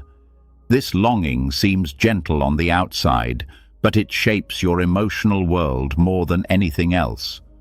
You are now ready to step into this next layer, releasing the hunger for emotional validation. There is a quiet craving inside every person, a craving to be emotionally held by someone else. The desire to be understood, to be comforted, to be validated, to be reassured. This longing is not wrong, it is deeply human. But when this longing becomes your emotional foundation, it creates instability. Your inner state rises and falls, depending on how others respond to you. A kind word lifts you. A cold response discourages you. A delayed message worries you. A misunderstanding shakes you. Approval becomes relief, and absence becomes fear. The first step in releasing this hunger is recognizing that emotional validation is not the same as emotional support. Support is healthy. Connection is essential. But when you depend on others to stabilize your inner world, you lose your grounding. You hand over your peace. You hand over your worth. You hand over your emotional security. This dependency creates constant anxiety because you cannot control how others behave. This hunger often forms early in life. Many people grew up needing reassurance to feel safe, needing approval to feel loved, needing praise to feel worthy. These patterns continue into adulthood without being questioned. You may think you're seeking connection, but you're actually seeking permission to feel okay. This unconscious pattern becomes a quiet obsession. Every interaction becomes a test. Every silence becomes a threat. Every disagreement becomes proof of rejection. Breaking this cycle requires awareness, compassion, and truth. A powerful part of this practice is noticing the subtle ways you seek emotional validation. You may word things carefully to avoid disapproval. You may soften your truth to keep peace. You may over-explain your feelings, hoping someone will understand and reassure you. You may replay conversations in your mind to check how you were perceived. You may feel uneasy until someone confirms you are valued. These behaviors are signs that your emotional state is tied to external responses. Releasing this hunger does not mean becoming emotionally cold or detached. It means learning to hold your feelings without needing someone else to make them acceptable. When you validate your own emotions, you reclaim your power. You learn to feel sadness without asking someone to make it okay. You learn to feel fear without needing reassurance. You learn to feel joy without needing permission. Self-validation is the foundation of emotional independence. Another essential part of this practice is understanding that others cannot consistently meet your emotional needs, not because they do not care, but because they are dealing with their own inner worlds. People are distracted, overwhelmed, busy, or emotionally unavailable at times. When you rely on them for stability, you set yourself up for disappointment. When you rely on yourself, you create a dependable foundation that does not shift with others' moods or availability. This practice also teaches you to stop making emotional interpretations. When someone doesn't respond with the warmth you hoped for, you interpret it as rejection. When someone is distant, you believe it means they don't care. These stories reinforce your craving. Detaching from these interpretations brings clarity. You begin to understand that people's reactions are often about their own state, not your worth. This insight weakens the craving for reassurance. Releasing the hunger for emotional validation requires learning to soothe yourself. When discomfort arises, you pause instead of seeking someone to fix it. You ground yourself. You breathe deeply. You name what you feel.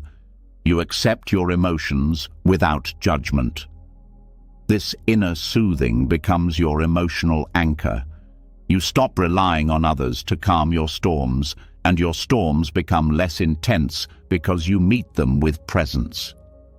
Another part of this practice is removing the pressure of emotional reciprocity. When you open your heart to someone, you may expect them to respond with equal vulnerability or affection. When they don't, you feel hurt. This hurt comes from expectation, not from reality. Emotional reciprocity is not guaranteed. People express themselves differently.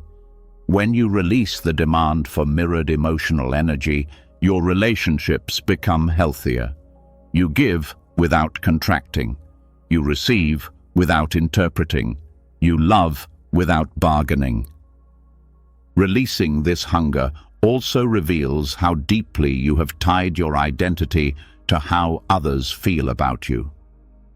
When someone withdraws affection, you question your worth.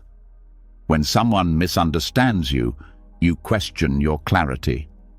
When someone disapproves, you question your decisions. When you detach from this pattern, your identity becomes rooted inside you rather than in external reactions. You stop measuring yourself through others' eyes. A profound shift occurs when you stop chasing reassurance. You begin to trust your own perceptions. You begin to trust your own choices. You begin to trust your inner voice. This trust does not come from arrogance. It comes from presence. When you are deeply connected to yourself, you do not need constant external confirmation. You know what you feel. You know what you need. You know what is real for you. Another layer of this practice is understanding the difference between connection and emotional dependency. Connection enriches your life. Dependency drains it. Connection allows you to grow. Dependency traps you. Connection is free. Dependency is conditional. When you build relationships from emotional sufficiency rather than emotional hunger, you attract healthier dynamics. Your presence becomes calmer because it is not fueled by need. This practice also reveals which relationships were based on dependency rather than mutual respect. When you stop seeking constant validation, Some connections weaken. The people who relied on your neediness for control or emotional significance may withdraw. This is not a loss, it is clarity. True connections deepen when neediness is replaced with authenticity. Self-validation also transforms conflict. When you no longer crave emotional reassurance, you stop collapsing into defensiveness or overreaction.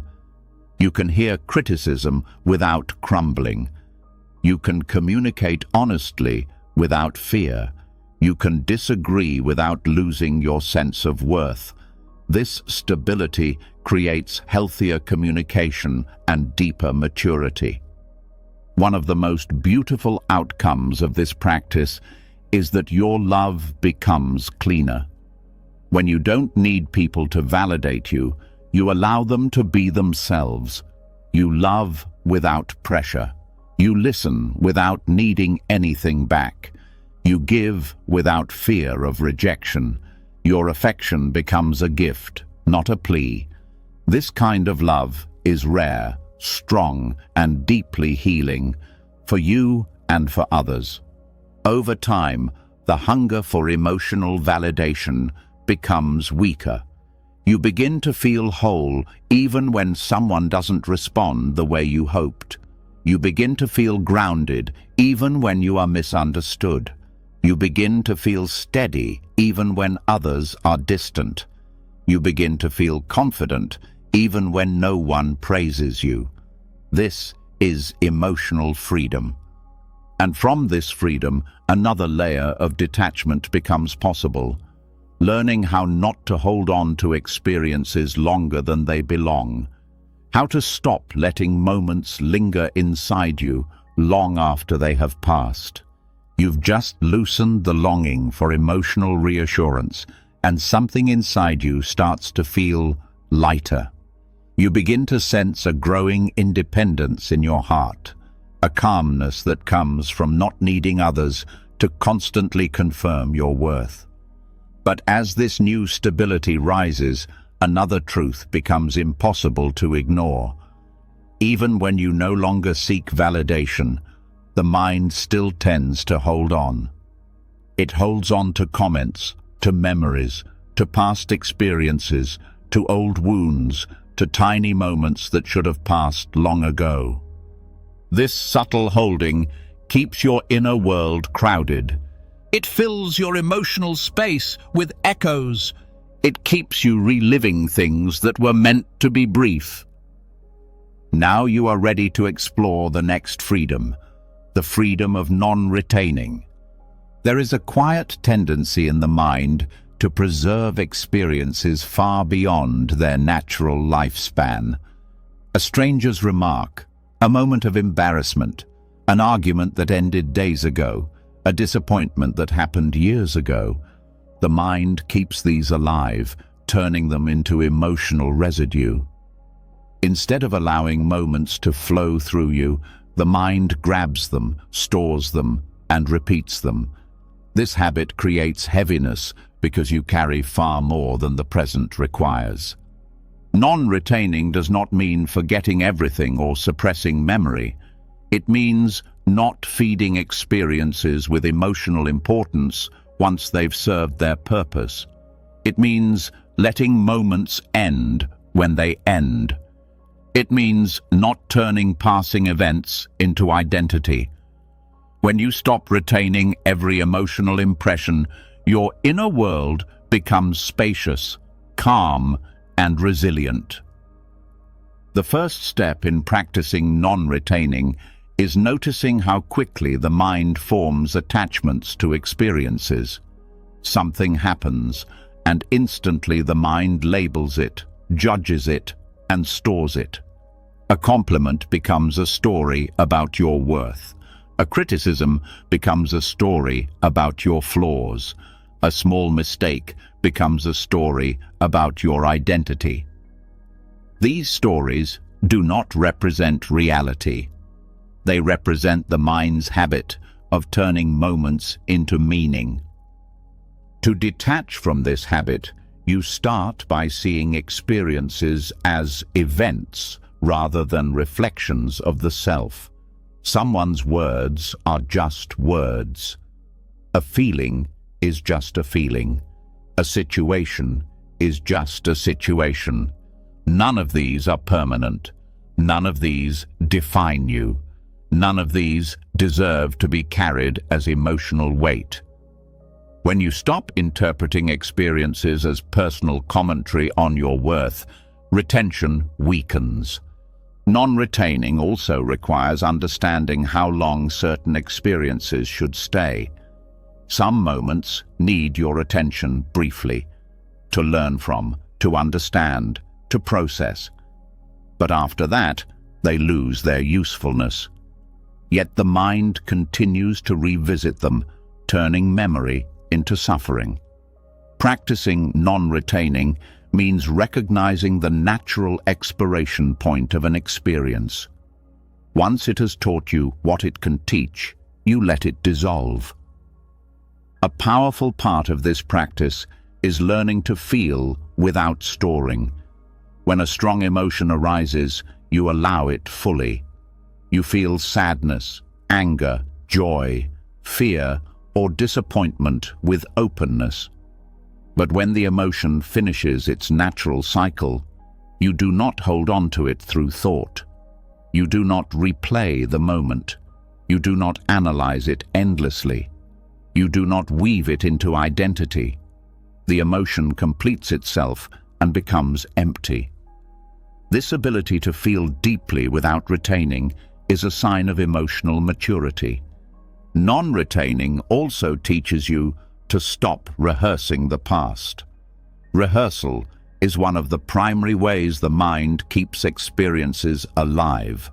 You replay scenes, predict how they could have gone differently, search for hidden meaning, or punish yourself for past decisions.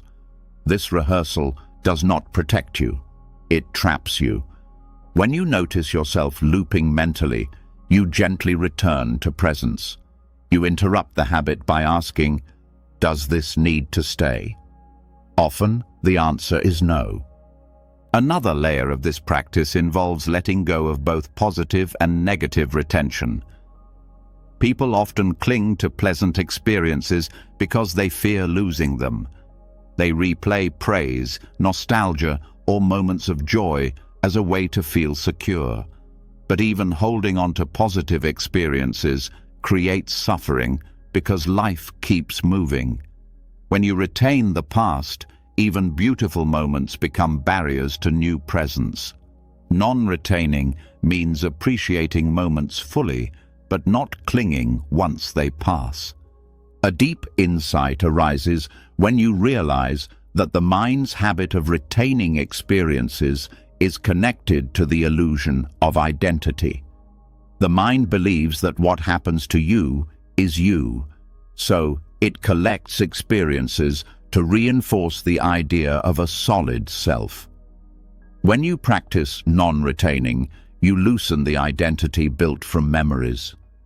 You begin to see yourself not as the accumulation of what has happened, but as the awareness in which everything happens and disappears. This shift creates profound freedom. Another essential part of this practice is working with the body. Retention doesn't live only in thought. It lives in muscle, breath, and posture.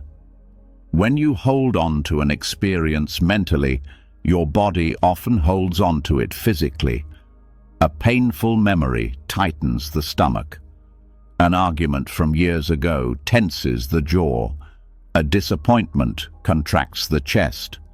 Non-retaining means noticing when the body continues to hold something long after the moment has passed. When you breathe into that area, soften and release, the memory loses its grip. This practice also transforms your relationships. When you stop retaining emotional impressions, you no longer build resentment. You don't keep score. You don't punish people for old mistakes. You don't carry conflicts into new conversations. You respond to what is happening now rather than reacting from the past. This makes connections cleaner, more honest, and less burdened by emotional baggage. Non-retaining requires trust. Trust that life will bring new moments. Trust that letting go does not erase what matters. Trust that meaning does not need to be preserved through clinging. Trust that you are safe even when you release your grip on the past. This trust grows slowly, but each moment of letting go strengthens it. The practice also changes how you respond to difficulty. When something painful happens, you process it, but do not keep it alive. You learn the lesson and let the pain go. You feel the emotion and let it pass. You acknowledge the experience and let it settle. You stop reopening old wounds by revisiting them mentally. This reduces unnecessary suffering and keeps your emotional world balanced. Non-retaining also dissolves the idea that you need to hold on to experiences for identity. When you let experiences pass, your identity becomes fluid.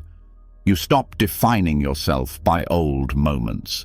You stop seeing yourself as the person who suffered, the person who failed, the person who was betrayed. You begin to see yourself as someone constantly being renewed. This creates humility, openness, and freedom. As you practice non-retaining, you feel a growing lightness.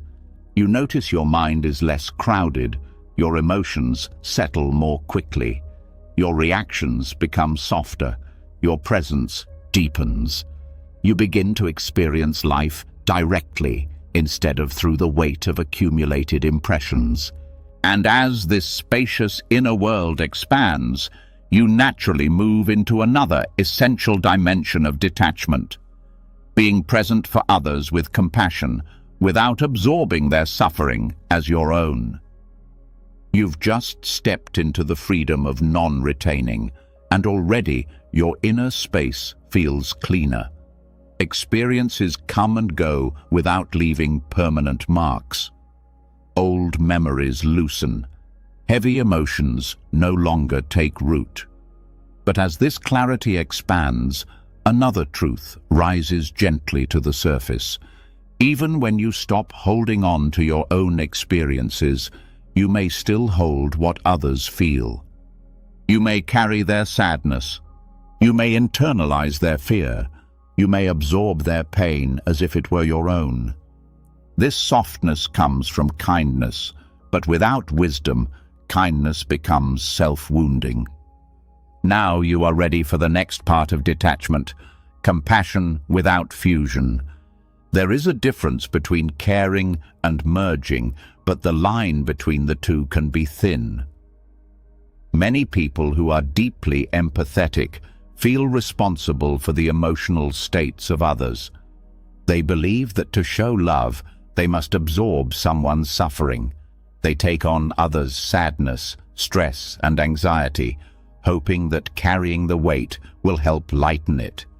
But emotional fusion does not heal. It only doubles the suffering, for you and for them. The first step in compassion without fusion is recognizing that empathy is not the same as ownership. Empathy means you can feel what someone else is going through. Fusion means you internalize it as your own emotional truth. This fusion often comes from old conditioning, from childhood environments where you learn to stay safe by tuning into others' emotions, or from relationships where you were rewarded for putting others' needs above your own. These patterns feel like care, but they are actually self-abandonment. Compassion without fusion teaches you to stay open without collapsing. It means you can listen deeply without taking responsibility for someone else's emotional process. It means you can hold space without carrying their pain inside you. You become a presence, not a container, You become supportive, not absorbing. This is how compassion becomes sustainable. A powerful aspect of this practice is understanding the difference between connection and entanglement. Connection honors the boundaries between two people. Entanglement dissolves them.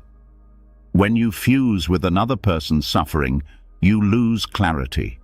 You can no longer see what belongs to you and what belongs to them. This creates confusion and exhausts your emotional energy. Compassion without fusion restores this clarity. To develop this practice, begin by noticing your body.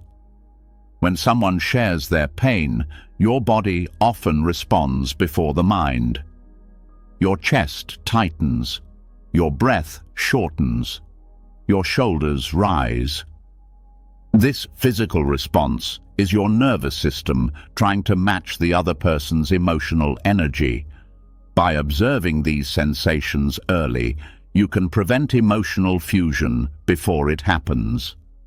Compassion without fusion requires grounding. Grounding means staying anchored in your own inner space, even when someone else is emotional. You feel your feet, your breath, your body. You maintain awareness of your own emotional state. This grounding creates a boundary that is not rigid but porous. You can feel what others feel, but you are not consumed by it. Another essential part of this teaching is understanding responsibility. You are responsible for showing kindness, presence, and support. You are not responsible for fixing someone's emotions, carrying their burdens, or healing their wounds. The belief that you must solve someone else's emotional pain is a hidden form of attachment. It keeps you entangled in their suffering and prevents them from developing their own emotional resilience. Compassion empowers. It does not rescue. You also learn to trust that others are capable of carrying their own experience. Emotional fusion often arises from fearing that someone cannot handle their emotions. So you step in too far, too deeply, too quickly. But when you believe in another person's capacity, your presence becomes supportive without becoming invasive. You offer understanding, not absorption. You offer care, not rescue. You offer listening, not merging. Compassion without fusion also transforms communication. Instead of reacting to someone's suffering with anxiety or over-involvement, you learn to respond with calm presence. This calmness is not detachment in the cold sense. It is emotional steadiness. Your steadiness becomes grounding for the other person. You show them that pain can be held without panic, that emotions can move without overwhelming. Your calm becomes a mirror that helps them access their own strength. Another key aspect of this practice is relating to emotions as energy, not identity. When someone expresses intense emotion, it is easy to mistake that emotion as something solid, something that needs to be carried. But emotions are movements. They rise, peak, and fall. When you fuse emotionally, you freeze the movement.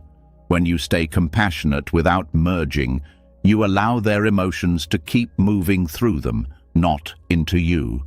Boundaries are essential, not walls, boundaries. Walls shut people out. Boundaries allow connection, but protect your inner world. Setting boundaries means recognizing when you are reaching your emotional limit. It means stepping back when you feel overwhelmed. It means saying no without guilt. It means protecting your peace without abandoning your care. Compassion without fusion also requires self-respect. When you respect your emotional space, you refuse to let others' chaos define your inner state. You understand that being a supportive presence does not mean sacrificing your internal equilibrium. Respecting yourself allows you to give from fullness rather than emptiness. This makes your compassion healthier and more sustainable. One of the deepest teachings in this practice is learning to stay with your own emotions even when someone else is expressing theirs. Emotional fusion often happens because your own unresolved emotions get activated. Someone else's sadness awakens your old sadness. Someone else's anger awakens your fear. Someone else's anxiety awakens your insecurity. When you learn to hold your emotions separately, you stop blending them with others. This preserves clarity and emotional integrity. Compassion without fusion also means not using someone else's suffering as a distraction from your own. Sometimes emotional merging is a way to avoid facing your own pain. You focus on them because it feels safer than dealing with yourself. This pattern keeps the cycle of fusion alive. By staying grounded in your inner world, you prevent this unconscious avoidance. Another layer of this teaching is learning to offer presence without expectations. When you help someone, you may unconsciously expect appreciation, reciprocity, or emotional closeness. When these expectations are unmet, you feel hurt. This hurt reveals emotional fusion. Compassion without fusion means helping without demanding emotional returns. Your care becomes a gift, not a transaction. As you deepen this practice, you discover that compassion is not weakened by boundaries. It is strengthened. You can give more authentically. You can listen more clearly. You can be present without exhaustion. You can love without drowning. This is compassion that nourishes rather than depletes. Over time, compassion without fusion becomes second nature. You maintain your center while offering support. You stay rooted even when others are hurting. You embody calmness even in emotional storms. You create space for healing without carrying the weight yourself. And from this balanced compassion grows the next layer of letting go, the soft power of yielding, where you release the need to push against life and learn the quiet strength of surrender. You've just learned how to stay open to others without losing yourself, how to care deeply without collapsing into their pain. That already shifts something very deep inside you. You begin to sense that you don't always have to carry, push, or rescue. But now another truth starts to quietly reveal itself. You don't just grip people, you grip life itself. You tense against outcomes. You brace against change. You fight with time, with feelings, with circumstances. There is a hidden belief that if you don't push, nothing will move. If you don't force, nothing will work. If you don't fight, life will crush you. This next teaching gently challenges that belief, showing you that some of the greatest strength comes not from pushing, but from yielding. Yielding is one of the most misunderstood forms of power. Many people confuse it with weakness, passivity, or giving up. They think surrender means letting life walk all over them. They think softness means being defeated. But real yielding is something entirely different. It is the choice to stop pushing where pushing doesn't help. It is the wisdom to move with life instead of colliding with it. It is the quiet courage to trust the flow more than your fear. You can feel the difference between pushing and yielding in your body. When you push, your muscles tighten, your jaw locks, your breath becomes shallow, your thoughts speed up. You feel like you're trying to drag reality into your preferred shape. This dragging brings resistance. The more you push, the more life pushes back. Your plans fall apart. People don't follow your script. Outcomes don't match your expectations. Exhaustion grows, not because life is attacking you, but because you are constantly leaning against what is. Yielding feels completely different. When you yield, your body softens, your breath deepens, your mind becomes more spacious. You stop trying to bend reality and instead start listening to it. You still act, you still choose, you still move forward, but your actions come from alignment rather than tension. You aren't working against life, you're working with it.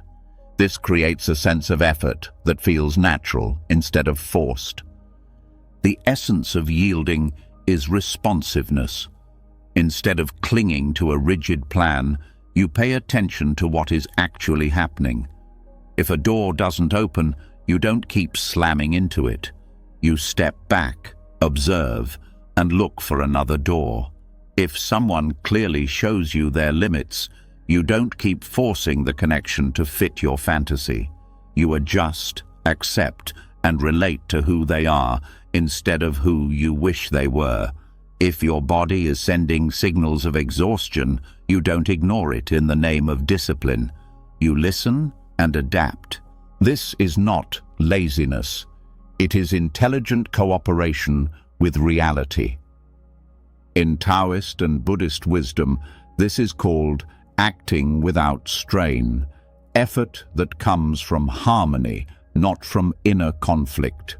It means you still work, you still practice, you still grow, but your energy is not wasted resisting what cannot be changed.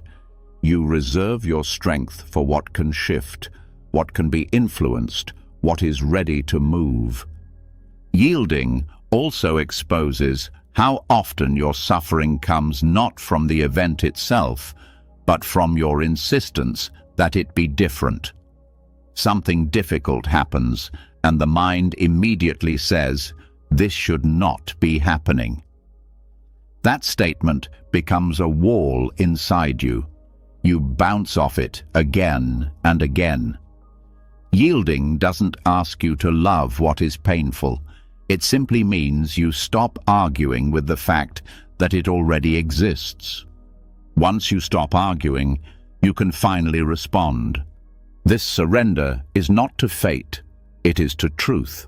Truth that the moment is already here. Truth that time doesn't reverse. Truth that clinging doesn't undo events. When you bow inwardly to that truth, you reclaim the energy that was trapped in denial. That energy is what allows you to act wisely. You can see the power of yielding clearly in nature. A rigid branch breaks in strong wind, flexible grass bends and then stands upright again. A river doesn't punch through rocks. It flows around them, slowly shaping them over time. Yielding doesn't mean the river is weak. It means it is patient and unstoppable in a different way. It moves with the path in front of it, not against it. In your daily life, yielding looks like this. You stop forcing conversations with people who aren't ready to hear you. You stop insisting that your timeline is the only valid one. You stop arguing mentally with emotions that arise. You stop demanding that your mind be calm right now. You stop treating every challenge as something that must be crushed by willpower. Instead, you start asking softer questions. What is life showing me through this? What wants to move here if I stop fighting? What can I release instead of control? Where is the path opening naturally? These questions are the language of yielding. They turn you from a fighter into a listener, from a controller into a participant. Yielding also helps you see the difference between resistance and wise boundaries. Yielding does not mean you allow harmful situations to continue. It does not mean you say yes when you need to say no. It does not mean you abandon your voice. It means you stop trying to change what cannot be changed from the outside and instead shift what you do have power over. Where you place your attention, how you respond, whether you stay or walk away, whether you grip or release. Sometimes yielding will mean stepping back, not in defeat, but in clarity. You recognize that no amount of pushing will transform certain dynamics, and so you choose not to spend your life wrestling them. You let go of the fantasy that you can bend everything into your preference. You allow some things to be as they are without giving them the power to dictate your inner peace. Yielding is deeply linked to trust. Not blind trust that everything will be pleasant, but grounded trust that you can meet whatever comes. When you don't trust yourself, you cling to control. When you begin to trust your capacity to adapt, you relax your grip. You know that even if events change unexpectedly, you will be able to respond. This confidence makes surrender easier, because surrender doesn't feel like falling into emptiness. It feels like resting into your own resilience. There is also a spiritual dimension to yielding. When you stop trying to manage every detail of your life, you become available to a kind of guidance that cannot be accessed when you are tense. Intuition gets louder. Insight appears more often. Synchronicities become noticeable, not because the world suddenly changed, but because your inner noise quieted enough to notice the signals that were always there. Yielding creates silence where wisdom can speak. One of the more subtle forms of non-yielding is the urge to constantly fix yourself. You may try to push yourself into enlightenment, to force detachment, to rush your healing, to demand permanent calmness. This creates an internal war, one part of you policing the other. Yielding here means letting your growth unfold at its own pace. You still practice, but you stop punishing yourself for not transforming instantly. You let understanding sink in, layer by layer, like water soaking into soil. Yielding also changes how you deal with failure. When you push, failure feels like a personal insult, a verdict, a wall. When you yield, failure becomes feedback. You readjust rather than collapse. You see what conditions were missing instead of attacking your character. You learn to bend around disappointment, not shatter under it. Another area where yielding is powerful is in conversations and conflict. When you push, you try to win, to convince, to force agreement. This creates tension and defensiveness. When you yield, you still speak honestly, but you release the demand that others must see things your way. You listen as much as you talk. You allow differences to exist without needing to erase them. Paradoxically, this softening often brings more understanding than force ever could. Yielding doesn't remove all pain from life. Things will still end. People will still leave. Plans will still fail. Emotions will still rise. But when you stop pushing against these waves and start moving with them, suffering decreases. Pain may still visit, but it doesn't become a permanent resident. You are no longer torn between what is and what should be in every moment. That inner split starts to heal. Over time, yielding becomes less of a technique and more of a posture you live from. You act when action is needed, rest when rest is needed, speak when speaking is right, stay silent when silence is wiser. You start feeling which situations call for effort and which call for release. You begin to sense the rhythm of life, and you let that rhythm guide you instead of constantly trying to override it. From this softer, wiser way of moving through the world, another possibility opens up. The courage to drop your need to defend yourself, to stop proving, explaining, and justifying who you are. Because once you stop pushing against life, the next step is learning how to stop pushing against yourself. You've just stepped into the soft power of yielding, learning how to stop pushing against life and instead move with its natural flow. That alone creates a deep internal shift, a loosening of the inner fists that once clenched around control. But as you soften into life, you begin to notice another kind of tension that still lives inside you. A tension that doesn't show up in your muscles or your breath, but in the way you respond when someone questions you, misunderstands you, doubts you, or criticizes you. A subtle tightening of identity, a quick rise of explanation, a sudden urge to protect your image. This reflex reveals one of the deepest attachments of all, the need to defend yourself. Now, you are ready for the teaching that dissolves this reflex from its roots. There is a moment, small and sharp, when someone says something that hits your ego. It could be a simple misunderstanding or a harsh judgment. It could be a suggestion that makes you feel inadequate or a tone that makes you feel dismissed. In that moment, something inside you activates.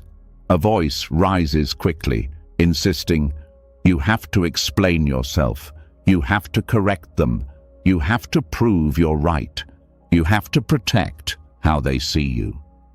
This is the impulse of defensiveness, a deeply conditioned response that arises not from truth, but from fear. Defensiveness comes from the belief that your worth is fragile, that if someone misunderstands you, you lose value, that if someone criticizes you, you are diminished, that if someone disapproves, you are unsafe. This belief forces you into constant self-justifying. You polish your image, you over-explain your motives, you replay conversations trying to sound perfect, you correct small misunderstandings even when they don't matter. You defend your choices endlessly. This creates exhaustion because you are constantly performing a version of yourself for others to accept. The quiet courage of non-defensiveness begins with recognizing that you do not need to protect what is true. Truth is stable. Truth does not require debate. Truth does not collapse under misunderstanding. When you know yourself clearly, you no longer panic when others don't. You stop trying to control how you are perceived. You release the obsession with being right, understood, admired, or validated. Non-defensiveness does not mean staying silent in the face of harm. It does not mean accepting disrespect. It does not mean letting people walk over you. It means choosing your responses from clarity rather than ego. You speak when needed, but not to protect identity, only to protect integrity. You correct when necessary, but without the desperation that comes from fear. You express yourself honestly, then let go of how others receive it. A powerful aspect of this practice is learning to let misunderstandings exist without chasing correction. Many misunderstandings are harmless. Many will resolve on their own. Many are rooted in the other person's perception, not in your truth. When you let these misunderstandings remain, something incredible happens. You feel freedom where you once felt pressure. You realize that not every wrong judgment needs to be fixed. Not every misinterpretation deserves your energy. Not every opinion about you is your responsibility to manage. This is where courage enters, the courage to be seen imperfectly, Non-defensiveness also means recognizing when defensiveness rises in the body. Often it starts with a tightening in the chest, a heat in the face, a sudden tension in the shoulders, a rush of thoughts preparing arguments. This is the ego preparing for battle. By noticing this physical reaction, you create space between the trigger and your response. In that space, you can choose truth over impulse. You breathe, you let the heat settle. You see the reaction without immediately following it. This pause is the beginning of liberation. Another part of this teaching is understanding that defensiveness closes your mind. When the ego rises, you stop listening. You become focused on protecting your identity instead of understanding the situation. You hear not the words but the threat. You interpret not the intent but the implication. This blocks learning. It blocks connection. Non-defensiveness opens your mind again. It lets you listen with curiosity instead of fear. It allows you to receive feedback without collapsing into shame. Non-defensiveness also transforms relationships. When you stop reacting defensively, conversations become softer. You hear what others actually mean instead of what your ego fears they mean. Others feel safer speaking to you. Communication becomes less of a battlefield and more of a dialogue. This does not make you passive. It makes you powerful in a different way, a way rooted in clarity rather than reactivity. One of the deepest insights in this practice is recognizing that you do not need to win. The ego thrives on winning arguments, winning approval, winning debates. But most arguments are not about truth. They are about identity. When you release the need to be right, you gain something far more valuable: peace. You begin to ask yourself, is this worth my energy? Is this worth my inner stability? Most of the time, the answer is no. Non-defensiveness also creates emotional independence. Your sense of self no longer rises and falls based on what others say. Their opinions lose their emotional weight. Praise feels pleasant but not defining. Criticism feels informative but not devastating. Disagreement feels normal rather than threatening. The less you defend yourself, the stronger you feel, because strength is no longer tied to approval. This way of being also reveals a hidden truth. You cannot control how others see you, no matter how hard you try. People filter the world through their own wounds, fears, biases, and history. You could be perfect in your words, flawless in your behavior, and still someone will misunderstand you. Accepting this brings tremendous peace. You stop fighting battles you cannot win. You stop wasting life trying to control perceptions that were never yours to shape. Practicing non-defensiveness also builds self-trust. When you stop explaining yourself to maintain approval, you begin validating your own intentions. You begin standing firmly in your truth. You begin trusting your inner voice. You begin feeling rooted even in conflict. This inner rooting is the opposite of ego. It is presence. It is grounded confidence. It is knowing who you are without needing others to confirm it. As this practice deepens, you learn the rare skill of responding without ego. You speak softly even when you feel challenged. You stand your ground without hostility. You withdraw from conflict without guilt. You express your needs without apology. Your clarity becomes your armor. Your calmness becomes your strength. Your non-defensiveness becomes your protection. Not because you fight, but because you no longer give the ego what it wants. And as this inner quietness grows, another layer of clinging becomes visible, the attachment to certainty, the need to always know what will happen next, the desire to secure the future before it arrives. Now you are ready to face the mind's oldest addiction, the craving for certainty itself.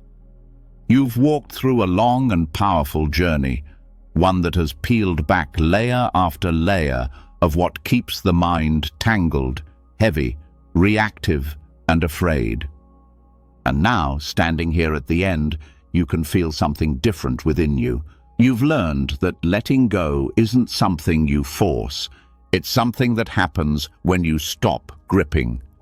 You've seen how acceptance is not weakness, but deep intelligence, the kind that frees you from unnecessary suffering. You discovered that. You don't have to carry every emotion as yours. You don't have to believe every story your mind tells. You don't have to punish your mind for drifting. You just return gently. You don't have to live chained to expectations. Sincerity is enough. You don't have to wait for a perfect moment. The present is already here. You don't have to force your body into calm. You let it soften. You don't have to fear loss. It uncovers strength. You don't have to finish every story. Some are meant to stay open. You don't have to beg for reassurance. You can soothe yourself. You don't have to retain what hurts. Moments pass when you let them. You don't have to absorb others' pain. Compassion doesn't require self-sacrifice. You don't have to push against life. Yielding has its own power. You don't have to defend your worth. Truth stands without armor. All of this leads to one simple, profound principle. Accept what comes. Release what goes. Because life is not meant to be held. It's meant to be lived, breathed, experienced, moved through. And if this journey opened even one new door inside you, if one sentence softened you, if one insight stayed with you, if one shift helped you breathe more freely, your reflection might be the exact message someone else needs to hear. And if you want more teachings that awaken, soften, and strengthen the mind, make sure you subscribe to the channel and turn on notifications. We're just getting started. Your path of clarity, freedom, and inner peace continues from here.